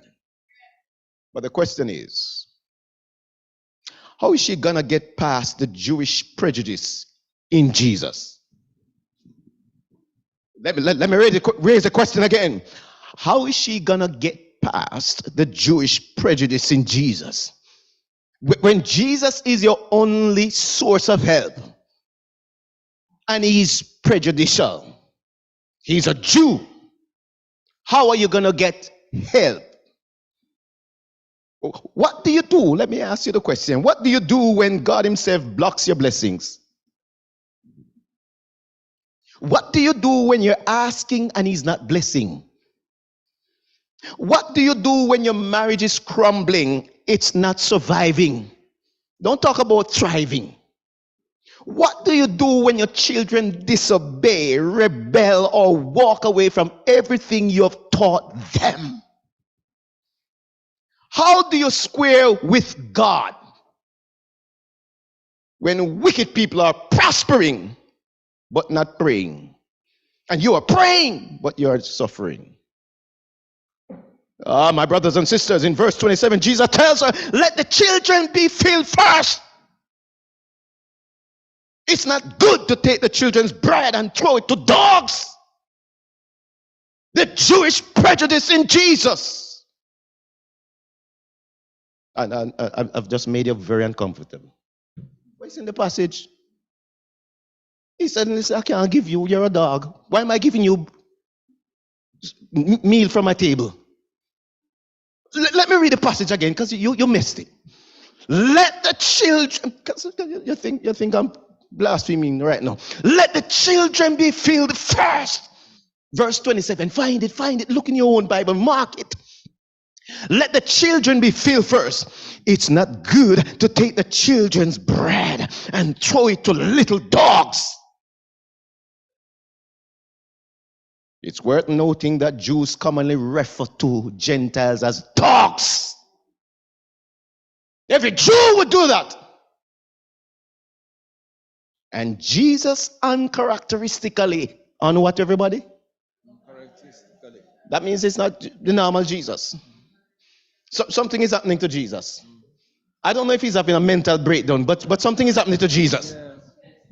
Maybe stressed out. Maybe because of the quarrel he has just... Listen, when you have had quarrel with somebody else, try not to make a decision right away. But Jesus is calling... So listen, calling the woman a dog. Jesus uncharacteristically is using the word similarly. This harsh language, I don't care how you want to dress it up, it's insulting. And don't let anybody insult you. This harsh language is offensive. However, watch the woman. This woman perseveres by keeping her goal in mind. You got to keep your goal in mind. What's her goal? Freeing her daughter from an unclean spirit. She must do what she must do. Oh, you're not feeling me. So let me draw on my mama. My mama used to tell me, if you want good, you must suck salt through wooden spoon. Do you understand what she meant? No. Okay, good. You're right. I suspect she got it from you guys. In other words, you must work through the tough stuff of life. Oh, repeat so you can tweet. You must work through the tough stuff of life. Tough stuff of life. So, despite the seemingly sarcastic, cynical, and biting response of Jesus to the Syrophoenician's request to cast the demon out of her daughter, her faith would not be deterred. Hallelujah. Amen. Her resilience remained steadfast. Listen to her. Jesus, oh Jesus, she says, I've come too far from where I've started from. Oh, somebody's not feeling me. Yes. Jesus, oh Jesus, she says, many rivers I've crossed to get to you. Oh, you're not feeling me. She must work through the tough stuff of life. Yes. Well, Jesus is going to make her work through the tough stuff of life. So Jesus said, let the children be filled first. But that's where Jesus made a mistake. What is Jesus doing? Well, let me unease you now. He's testing this brave woman's faith. Yes. And number two, he's addressing the disciples' Jewish prejudice. Yep. Jesus ain't prejudiced. For God so loved the messed up world. God so loved this sin-warped world that he sent his one and only son. In my country, we would say one and only dege son. I think you understand what I mean. So he's not prejudicial, but you know who is? The disciples representing the Jews. So Jesus, with one stone, killed two birds. Are you following me? Yep. Let me draw on Auntie Ellen. Do you know who is Auntie Ellen? Ellen G. White. Yes. In the book Desire of Ages, page 401, she says, although this answer, remember the answer Jesus gave, appeared to be in accordance with the prejudice of the Jews. So I didn't find something from somewhere. Some preachers just find something from somewhere to preach and think they're preaching. It was an implied rebuke to the disciples which they afterward understood as reminding them of what he had often told them, that he came to the world to save all who would accept him. Let the children be filled first. It's not good to take the children's bread and throw it to the little dogs. Here, Jesus, oh Jesus, left our door wide open for everyone in the world to be saved by stating that the Gentiles would follow the story, would get their turn to hear the gospel and profit from his ministry. And the woman saw the door and run in. As far as the Syrophoenician was concerned, that time was now for her gospel, to receive the gospel. Now was a time to seize the moment. She agreed that with Jesus that Israel was first. Yes, Abram was called, and through Abram's seed, the gospel would spread to all the world. She agreed with that statement. But a radical faith, what kind of a faith? Radical faith, refused to believe. She was excluded. In fact, she answers in verse 28, yes, Lord, yet even the little dogs under the table eat from the children's crumbs. What a woman. Let me see if I can translate. This woman hailing from a disadvantaged and marginalized and overlooked community, persevered despite being deprived of the benefits and opportunities often associated with God's words. This woman, can somebody say this woman? This woman. Cast aside national or religious biases that might sway her. Ain't nothing going to stop me. This woman, can somebody say this woman? Was willing to be regarded as a mere dog if granted such an opportunity. At least I'm a dog. At least I'm a pet dog. There is a master's table, and if something falls from the master's table, I'll get it to eat. Yes. Listen to me, brothers and sisters. It is still better to get the blessings from the crumbs than to get the world's bread. Oh God, you miss it. This woman, can somebody say this woman? This woman eagerly pleaded for even the smallest crumbs from the master's table. This woman without hesitation recognized Jesus as the Redeemer, fully capable of granting her heart's desire. Oh God, give me a few more minutes, brethren. Let me see if I can pull this together. By responding in this way, she expressed persevering faith and belief in God's goodness. She sees the barriers of race, culture, and gender as superficial issues in the face of her great need. What's that great need?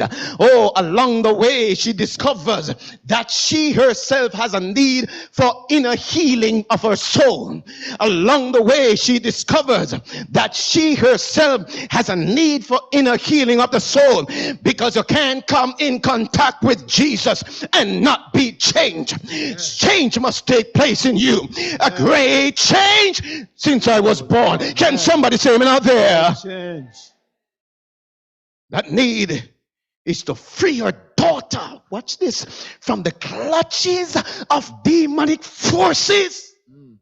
We've got to talk about this for a minute or two.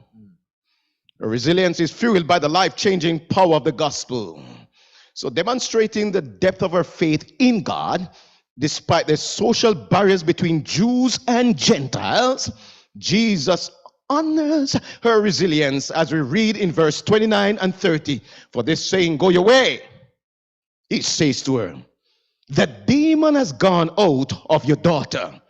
And in verse 30, and when she had come to her house, she found the demon gone out, and her daughter lying on the bed in sweet peace and rest.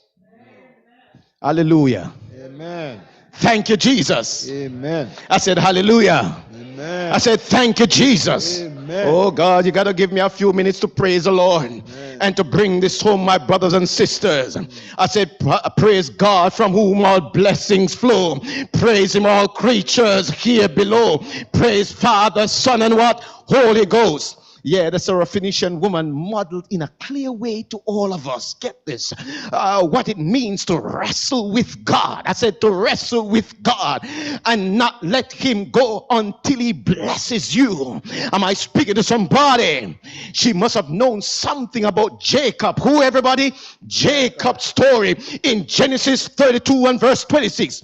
Where he cries out as he wrestles with the angel, I will not let you go until you bless me. Am I speaking to somebody?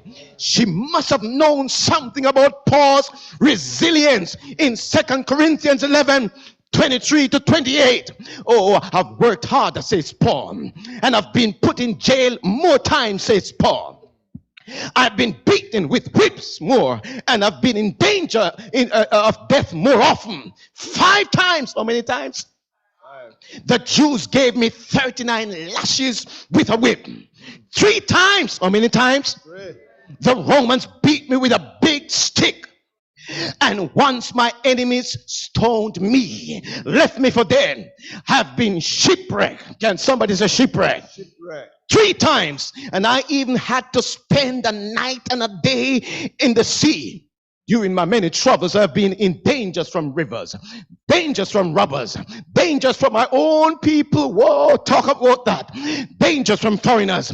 My life has been in danger in the cities, dangers in desert, dangers at sea, and with my people who only pretended to be the Lord's followers. Mercy. I have worked and struggled and spent many sleepless nights. I have gone hungry and thirsty and often had nothing to eat. Talk about your life. Your life is good. Talk about the Apostle Paul's life. It was difficult.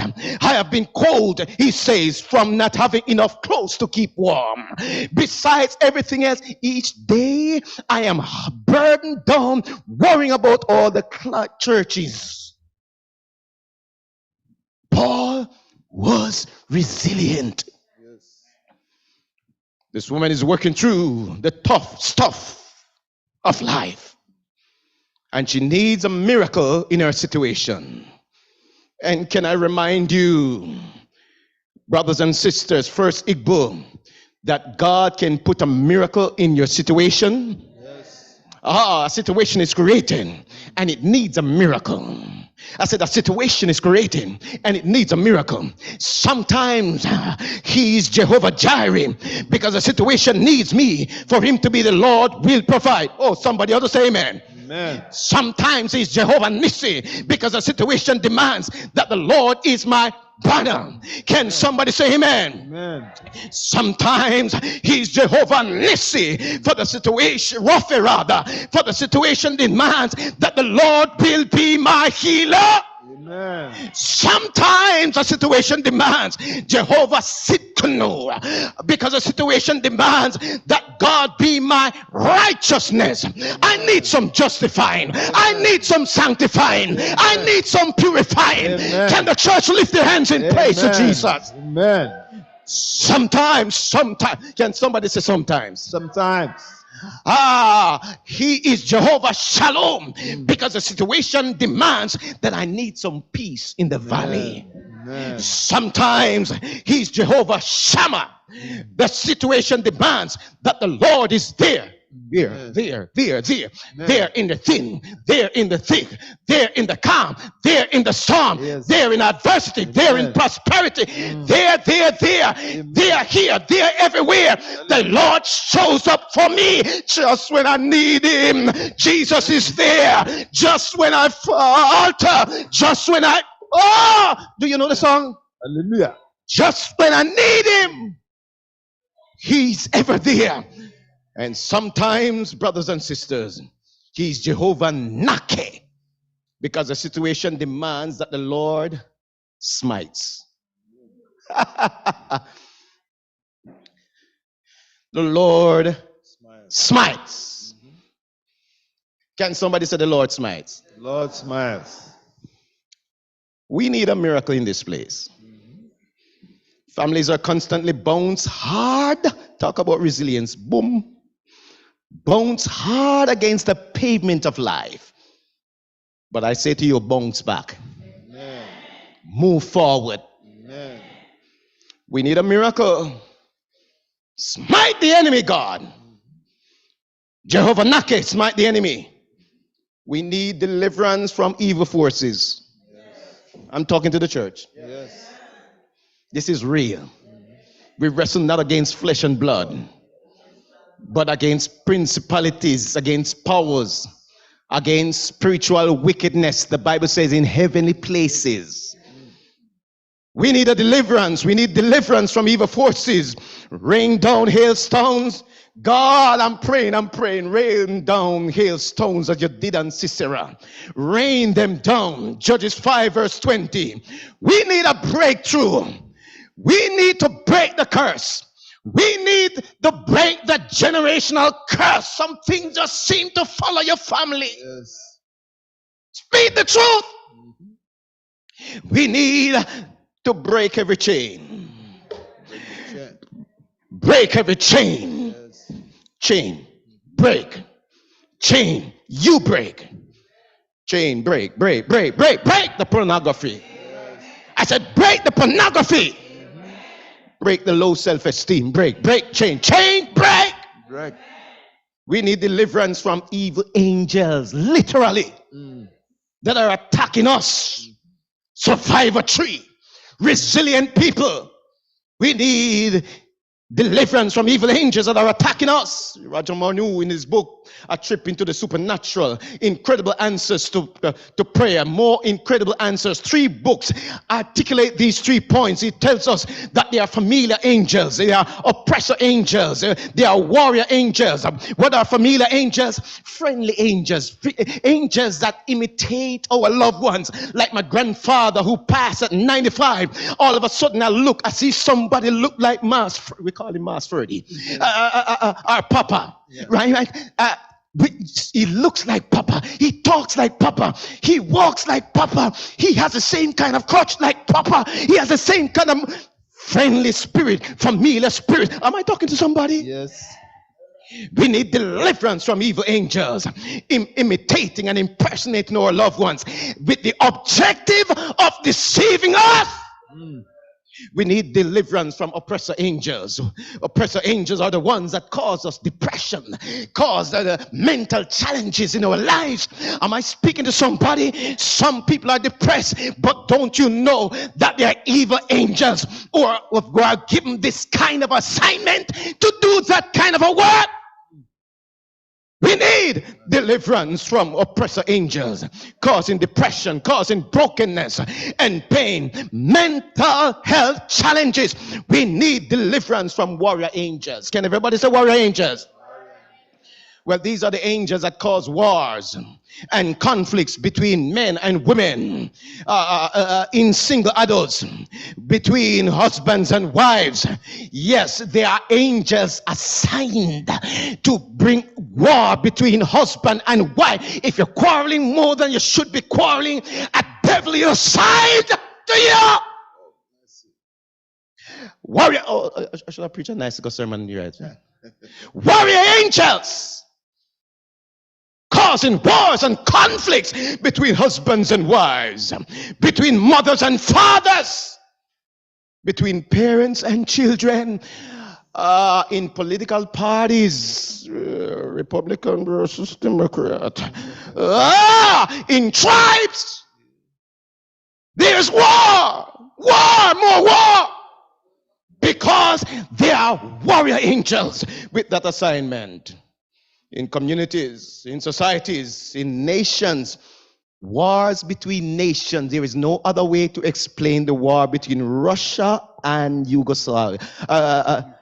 Ukraine, I beg your pardon. There's no way to explain the war with Rwanda. 1994, I came into the work as a minister, young little fellow. And in 1994, genocide! And even Seventh-day Adventists were killing Seventh-day Adventists. We need a miracle in this place. Where I come from, they say things don't happen so. Oh, sorry, I don't think you understand that. Things don't happen just like that. There are supernatural forces that are at bay. There are supernatural forces that are at work. We claim. But today, brothers and sisters, ladies and gentlemen, FirstIgbo, today you know my favorite text, I will contend with him who contends with you, and I will save your children. Hallelujah. Can somebody lift their hands in praise to Jesus? God, tell me, God, tell me that you will fight for me. You will fight for my family. God, tell me that you'll fight for my church. You'll fight for my people. Tell me, God. And if you tell me on the authority of your words, I can say, get out of my church, devil. Get out of my people, devil. Get out of my wife, devil. Get out of my husband, devil. Get out of my finances, devil. Get out. Get out. I hear you say, I will send out an army to find you in the middle of the darkest night. Is true, but I will rescue you. Amen. I will never stop marching to reach you in the middle of the hardest fight. Is true, but I, God, will rescue you. Hallelujah. Amen. Bring back our children, God, who have strayed from us. We need a miracle in this place, and I want my name be on it. Bring back our children. I'm inspired by you to sing. There were 99 that safely lay in the shelter of the fold, but one was out on the hills away. We want back our children, far off from the gates of gold, away on the mountains wild and bare, away from the tender shepherd's care, away from the tender shepherd's care. Lord, thou hast been here, thy 99. You have them right here. Are they not enough for thee? But the shepherd made answer, this of mine has wandered away from me. One has wandered. That one has wandered. My son has wandered. My daughter has wandered away from me. And although the road be rough and steep, I go to the desert to find my sheep. I go to the desert. Do you know the song? To find my sheep. But none of the ransom ever knew how deep were the waters crossed. Now, how dark was the night the Lord passed through. Here he found the sheep that was lost. Out in the desert he heard its cry. That woman was a Syrophoenician woman. He went out to the city of Tyre and Sidon. Walk with me, church. He heard the cry of the woman. I need physical healing. I need authentic healing. I need healing. And God, even though he was oppressed by Pharisees and Sadducees, Pharisees who were too far to see the salvation of God, Sadducees who were too sad to see the salvation of God, yet he said, I'm coming for my Syrophoenician woman. I'm coming to bring healing to her soul, and I'm coming to rescue her daughter from the clutches of demon. We need back our children, and some prayers can bring our children back home. Am I speaking to the church of God? Lord, we are those blood drops all the way that marked out the mountain struck. They were shed for one. For how many? Who had gone astray, ere the shepherd could bring him back. Lord, where are thy hands so rent and torn? They are pierced tonight by many a thorn. They are pierced tonight by many a thorn. God will do anything to save you. No matter how much we desire to be saved, God longs to save us more. Brothers and sisters, the praise team will sing this song. And I want somebody to make a commitment with their family to be a better husband, better wife. I don't know who I'm talking to online. A better son, better daughter. Maybe a husband is playing with pornography. You just can't satisfy him enough. But it's not about you. It's about the devil that has gotten inside of him. Sing for me, praise thee. There were 90 and 9.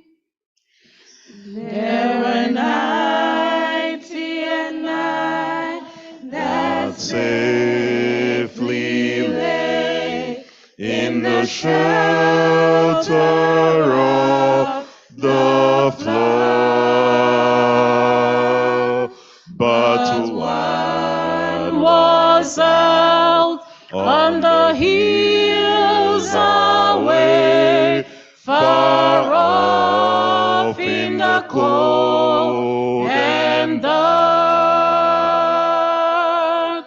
away on the mountains wild and bare, away from the tender shepherd's care, away from the tender shepherd's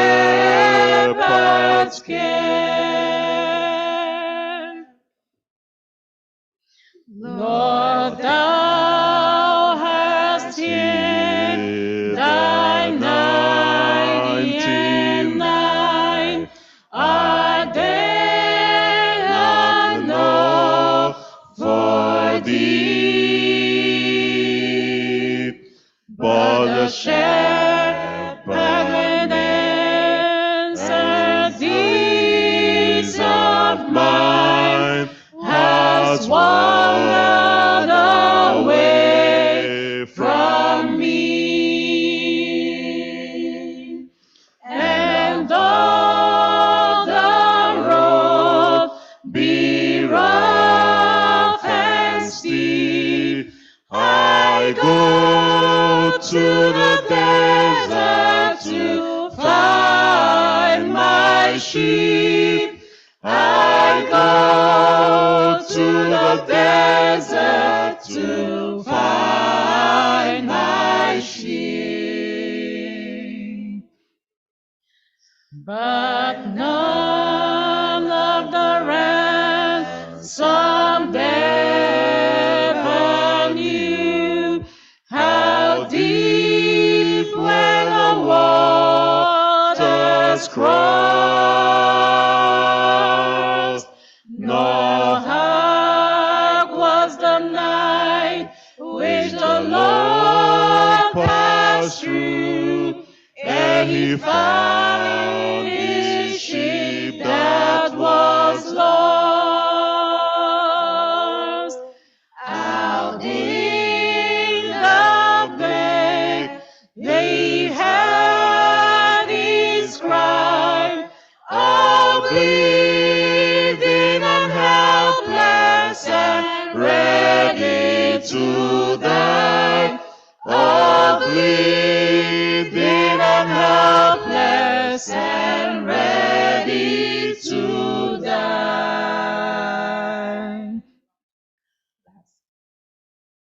And roll through the mountains, storm the river, and down from the rocky steep,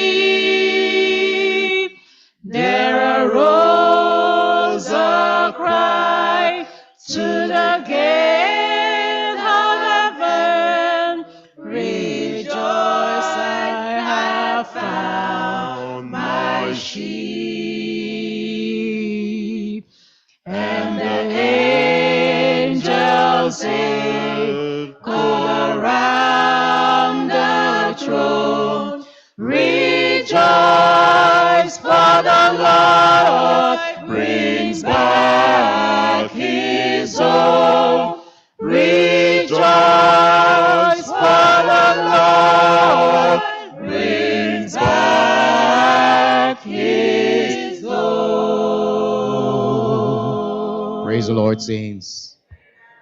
God can do amazing things for you. He's still in the business of healing. He's still in the business of saving families. And if there's one story that reminds us of this, is a story of the Syrophoenician woman.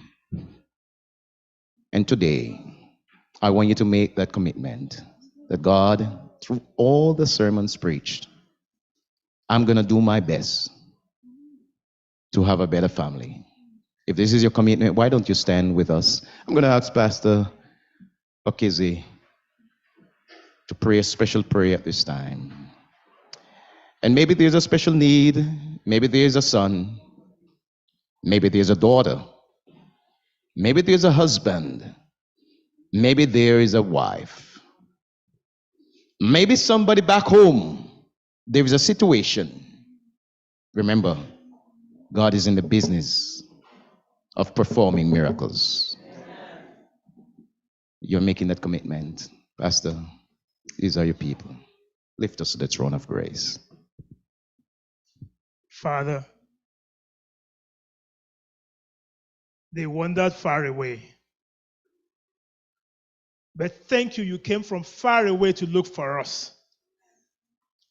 You did not say the distance is too far, Father, forget them. You did not say, Father, it's too dangerous, I will not go. Father, it's too cold out there. Father, they will kill me out there. You still came looking for me, came looking for each one of us. And you made sure that each of us will be blessed. You had to make that call, you had to make that trip just for me, just for us. Father, today we surrender and say, like that sheep that you came looking for, we are happy that you have found us today in Jesus' name. Amen. Our children, wherever they are, Father, we are praying today. Yes, we might say they wandered far away, but they've not wandered away from you. You can still reach them. So away from home, but not away from the Lord. So, dear Lord, help us get them back.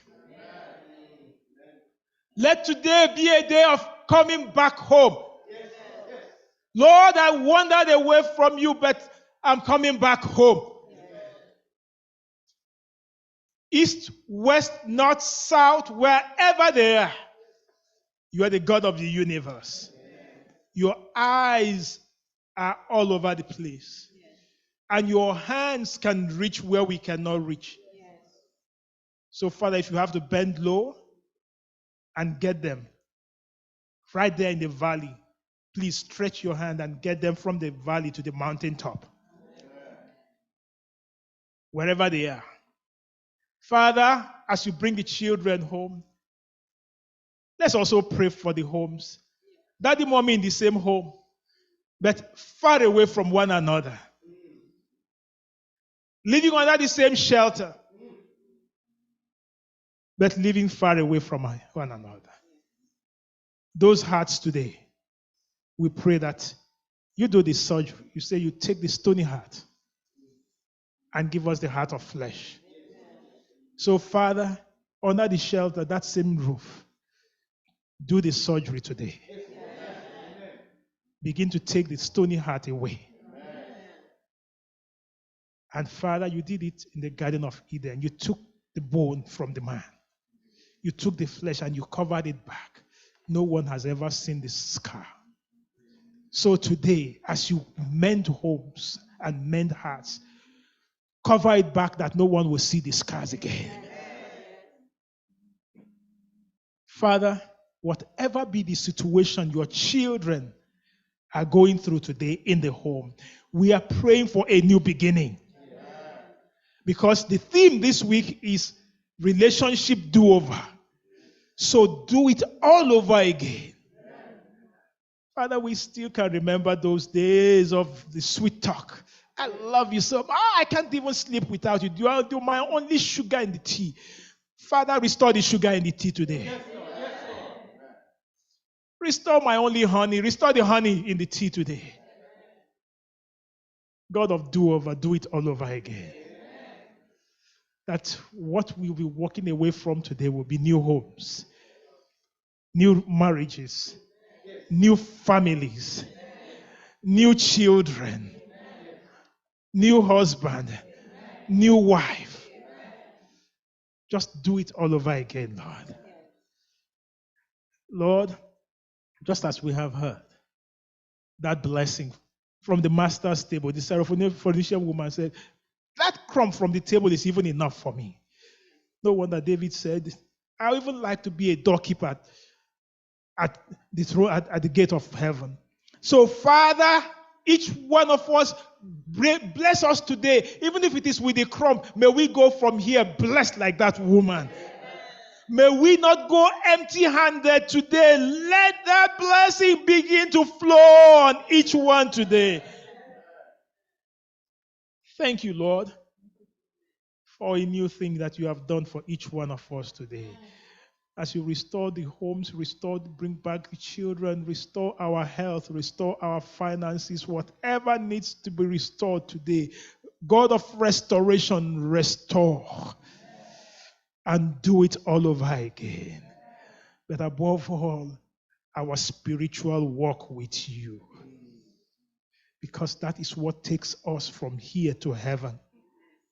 Our journey, where is it? How is it? How cold or how hot? How is it, Lord? Father, today, Lord, that each one of us will be committed and say, Lord, I've wandered away from you. Now I'm coming home.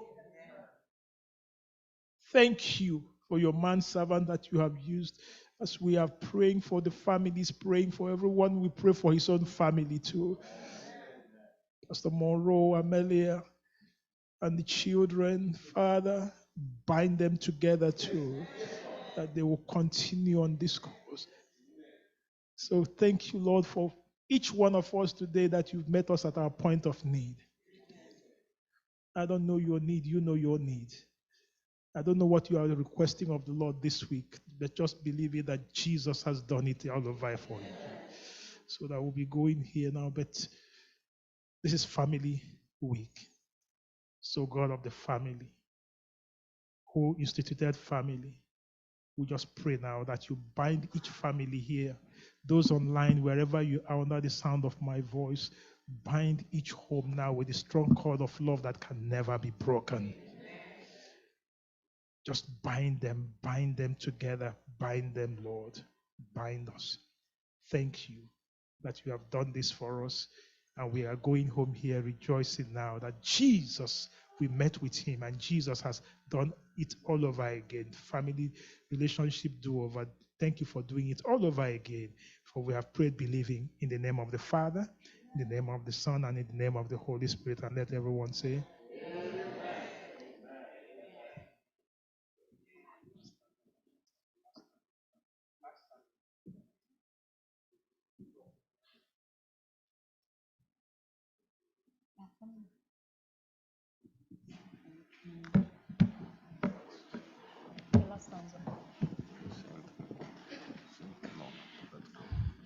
And all through the mountains thunder reveal,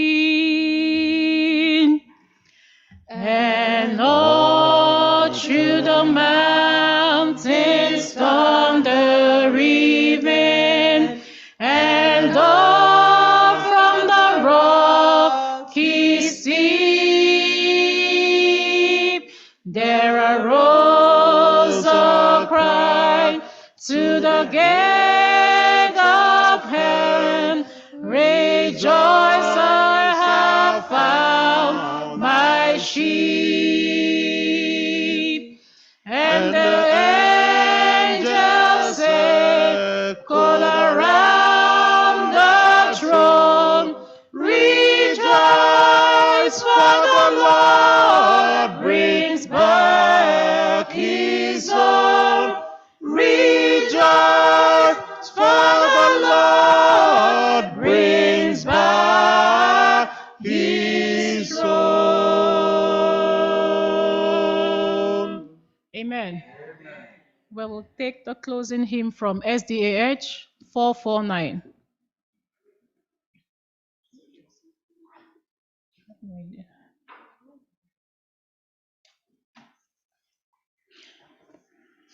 There is a land of pure delight and pleasures banish pain. There is a land of pure delight and bliss eternal reigns.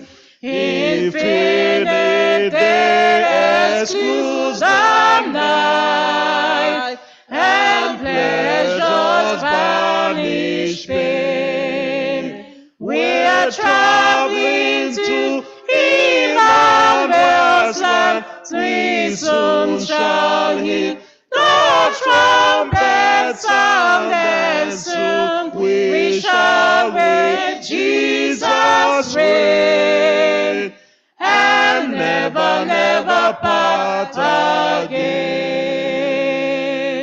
What? Never part again? No, never part again. What? Never part again? No, never part again. And soon we shall with Jesus reign, and never, never part again. And never, never part again.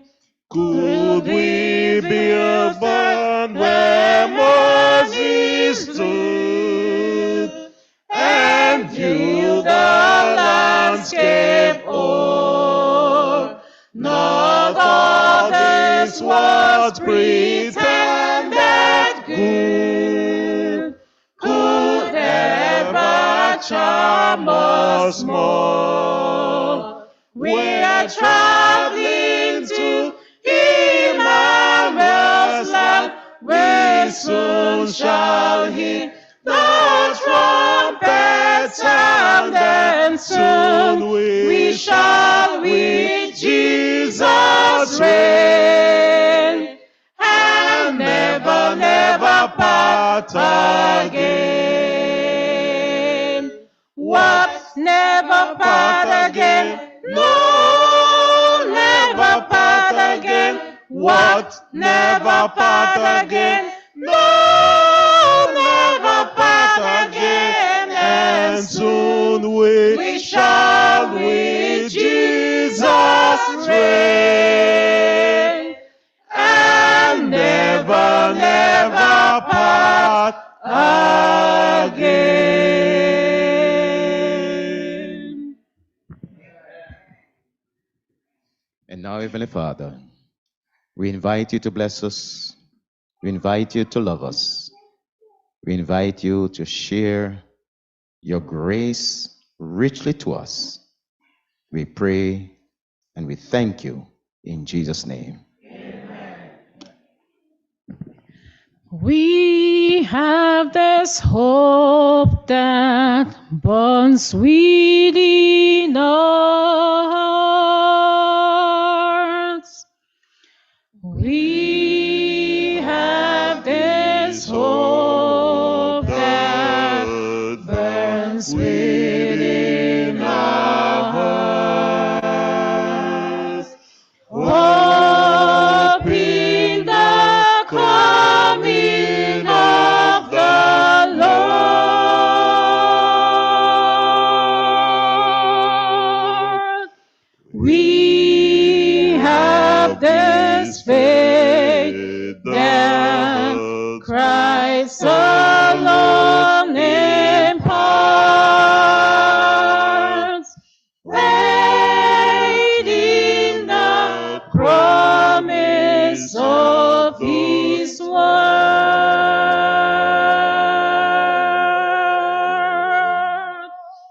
We believe the time is near when the nations far and near shall awake and shout and sing,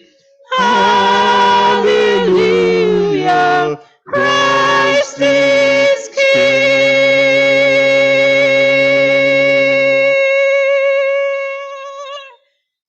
We hope that burns within our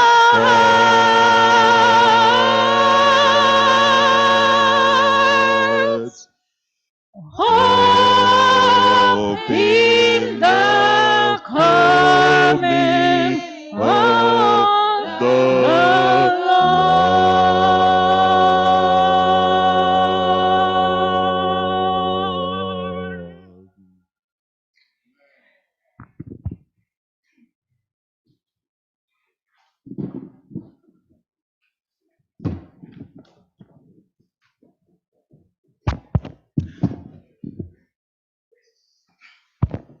This is your moment.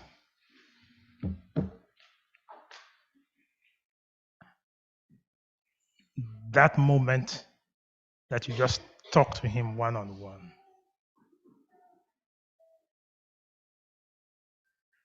That burden, don't take it home. That need, present it to him. That which makes you, has troubled you through this week, up to this time. Kina mgbe oge a gara Chineke, kasara ya, Chinegbo mkpa, Chinanụ akwa ụmụ ya, kawara ya.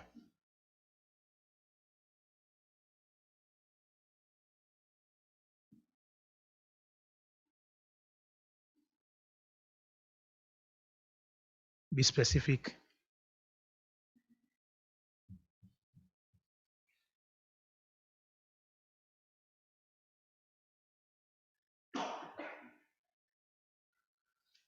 I pray that the Lord will answer you in Jesus' name. Rejoice, for he answered your prayers. May joy of the Lord be your strength now and forever in Jesus' name. Go with God.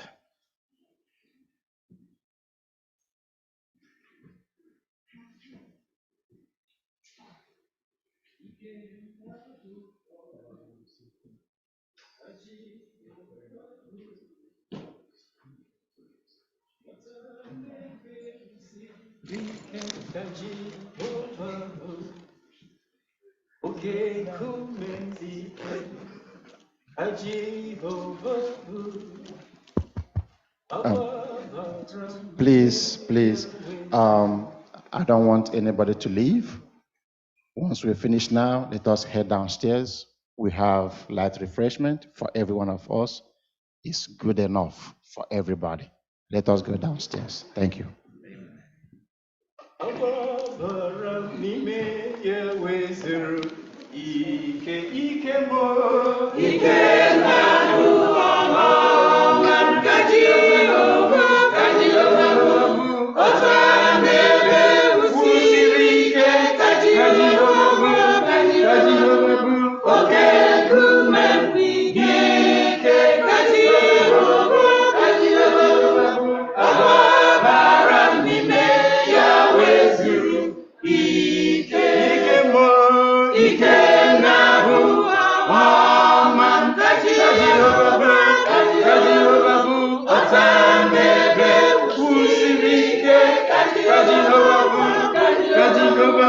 Okay,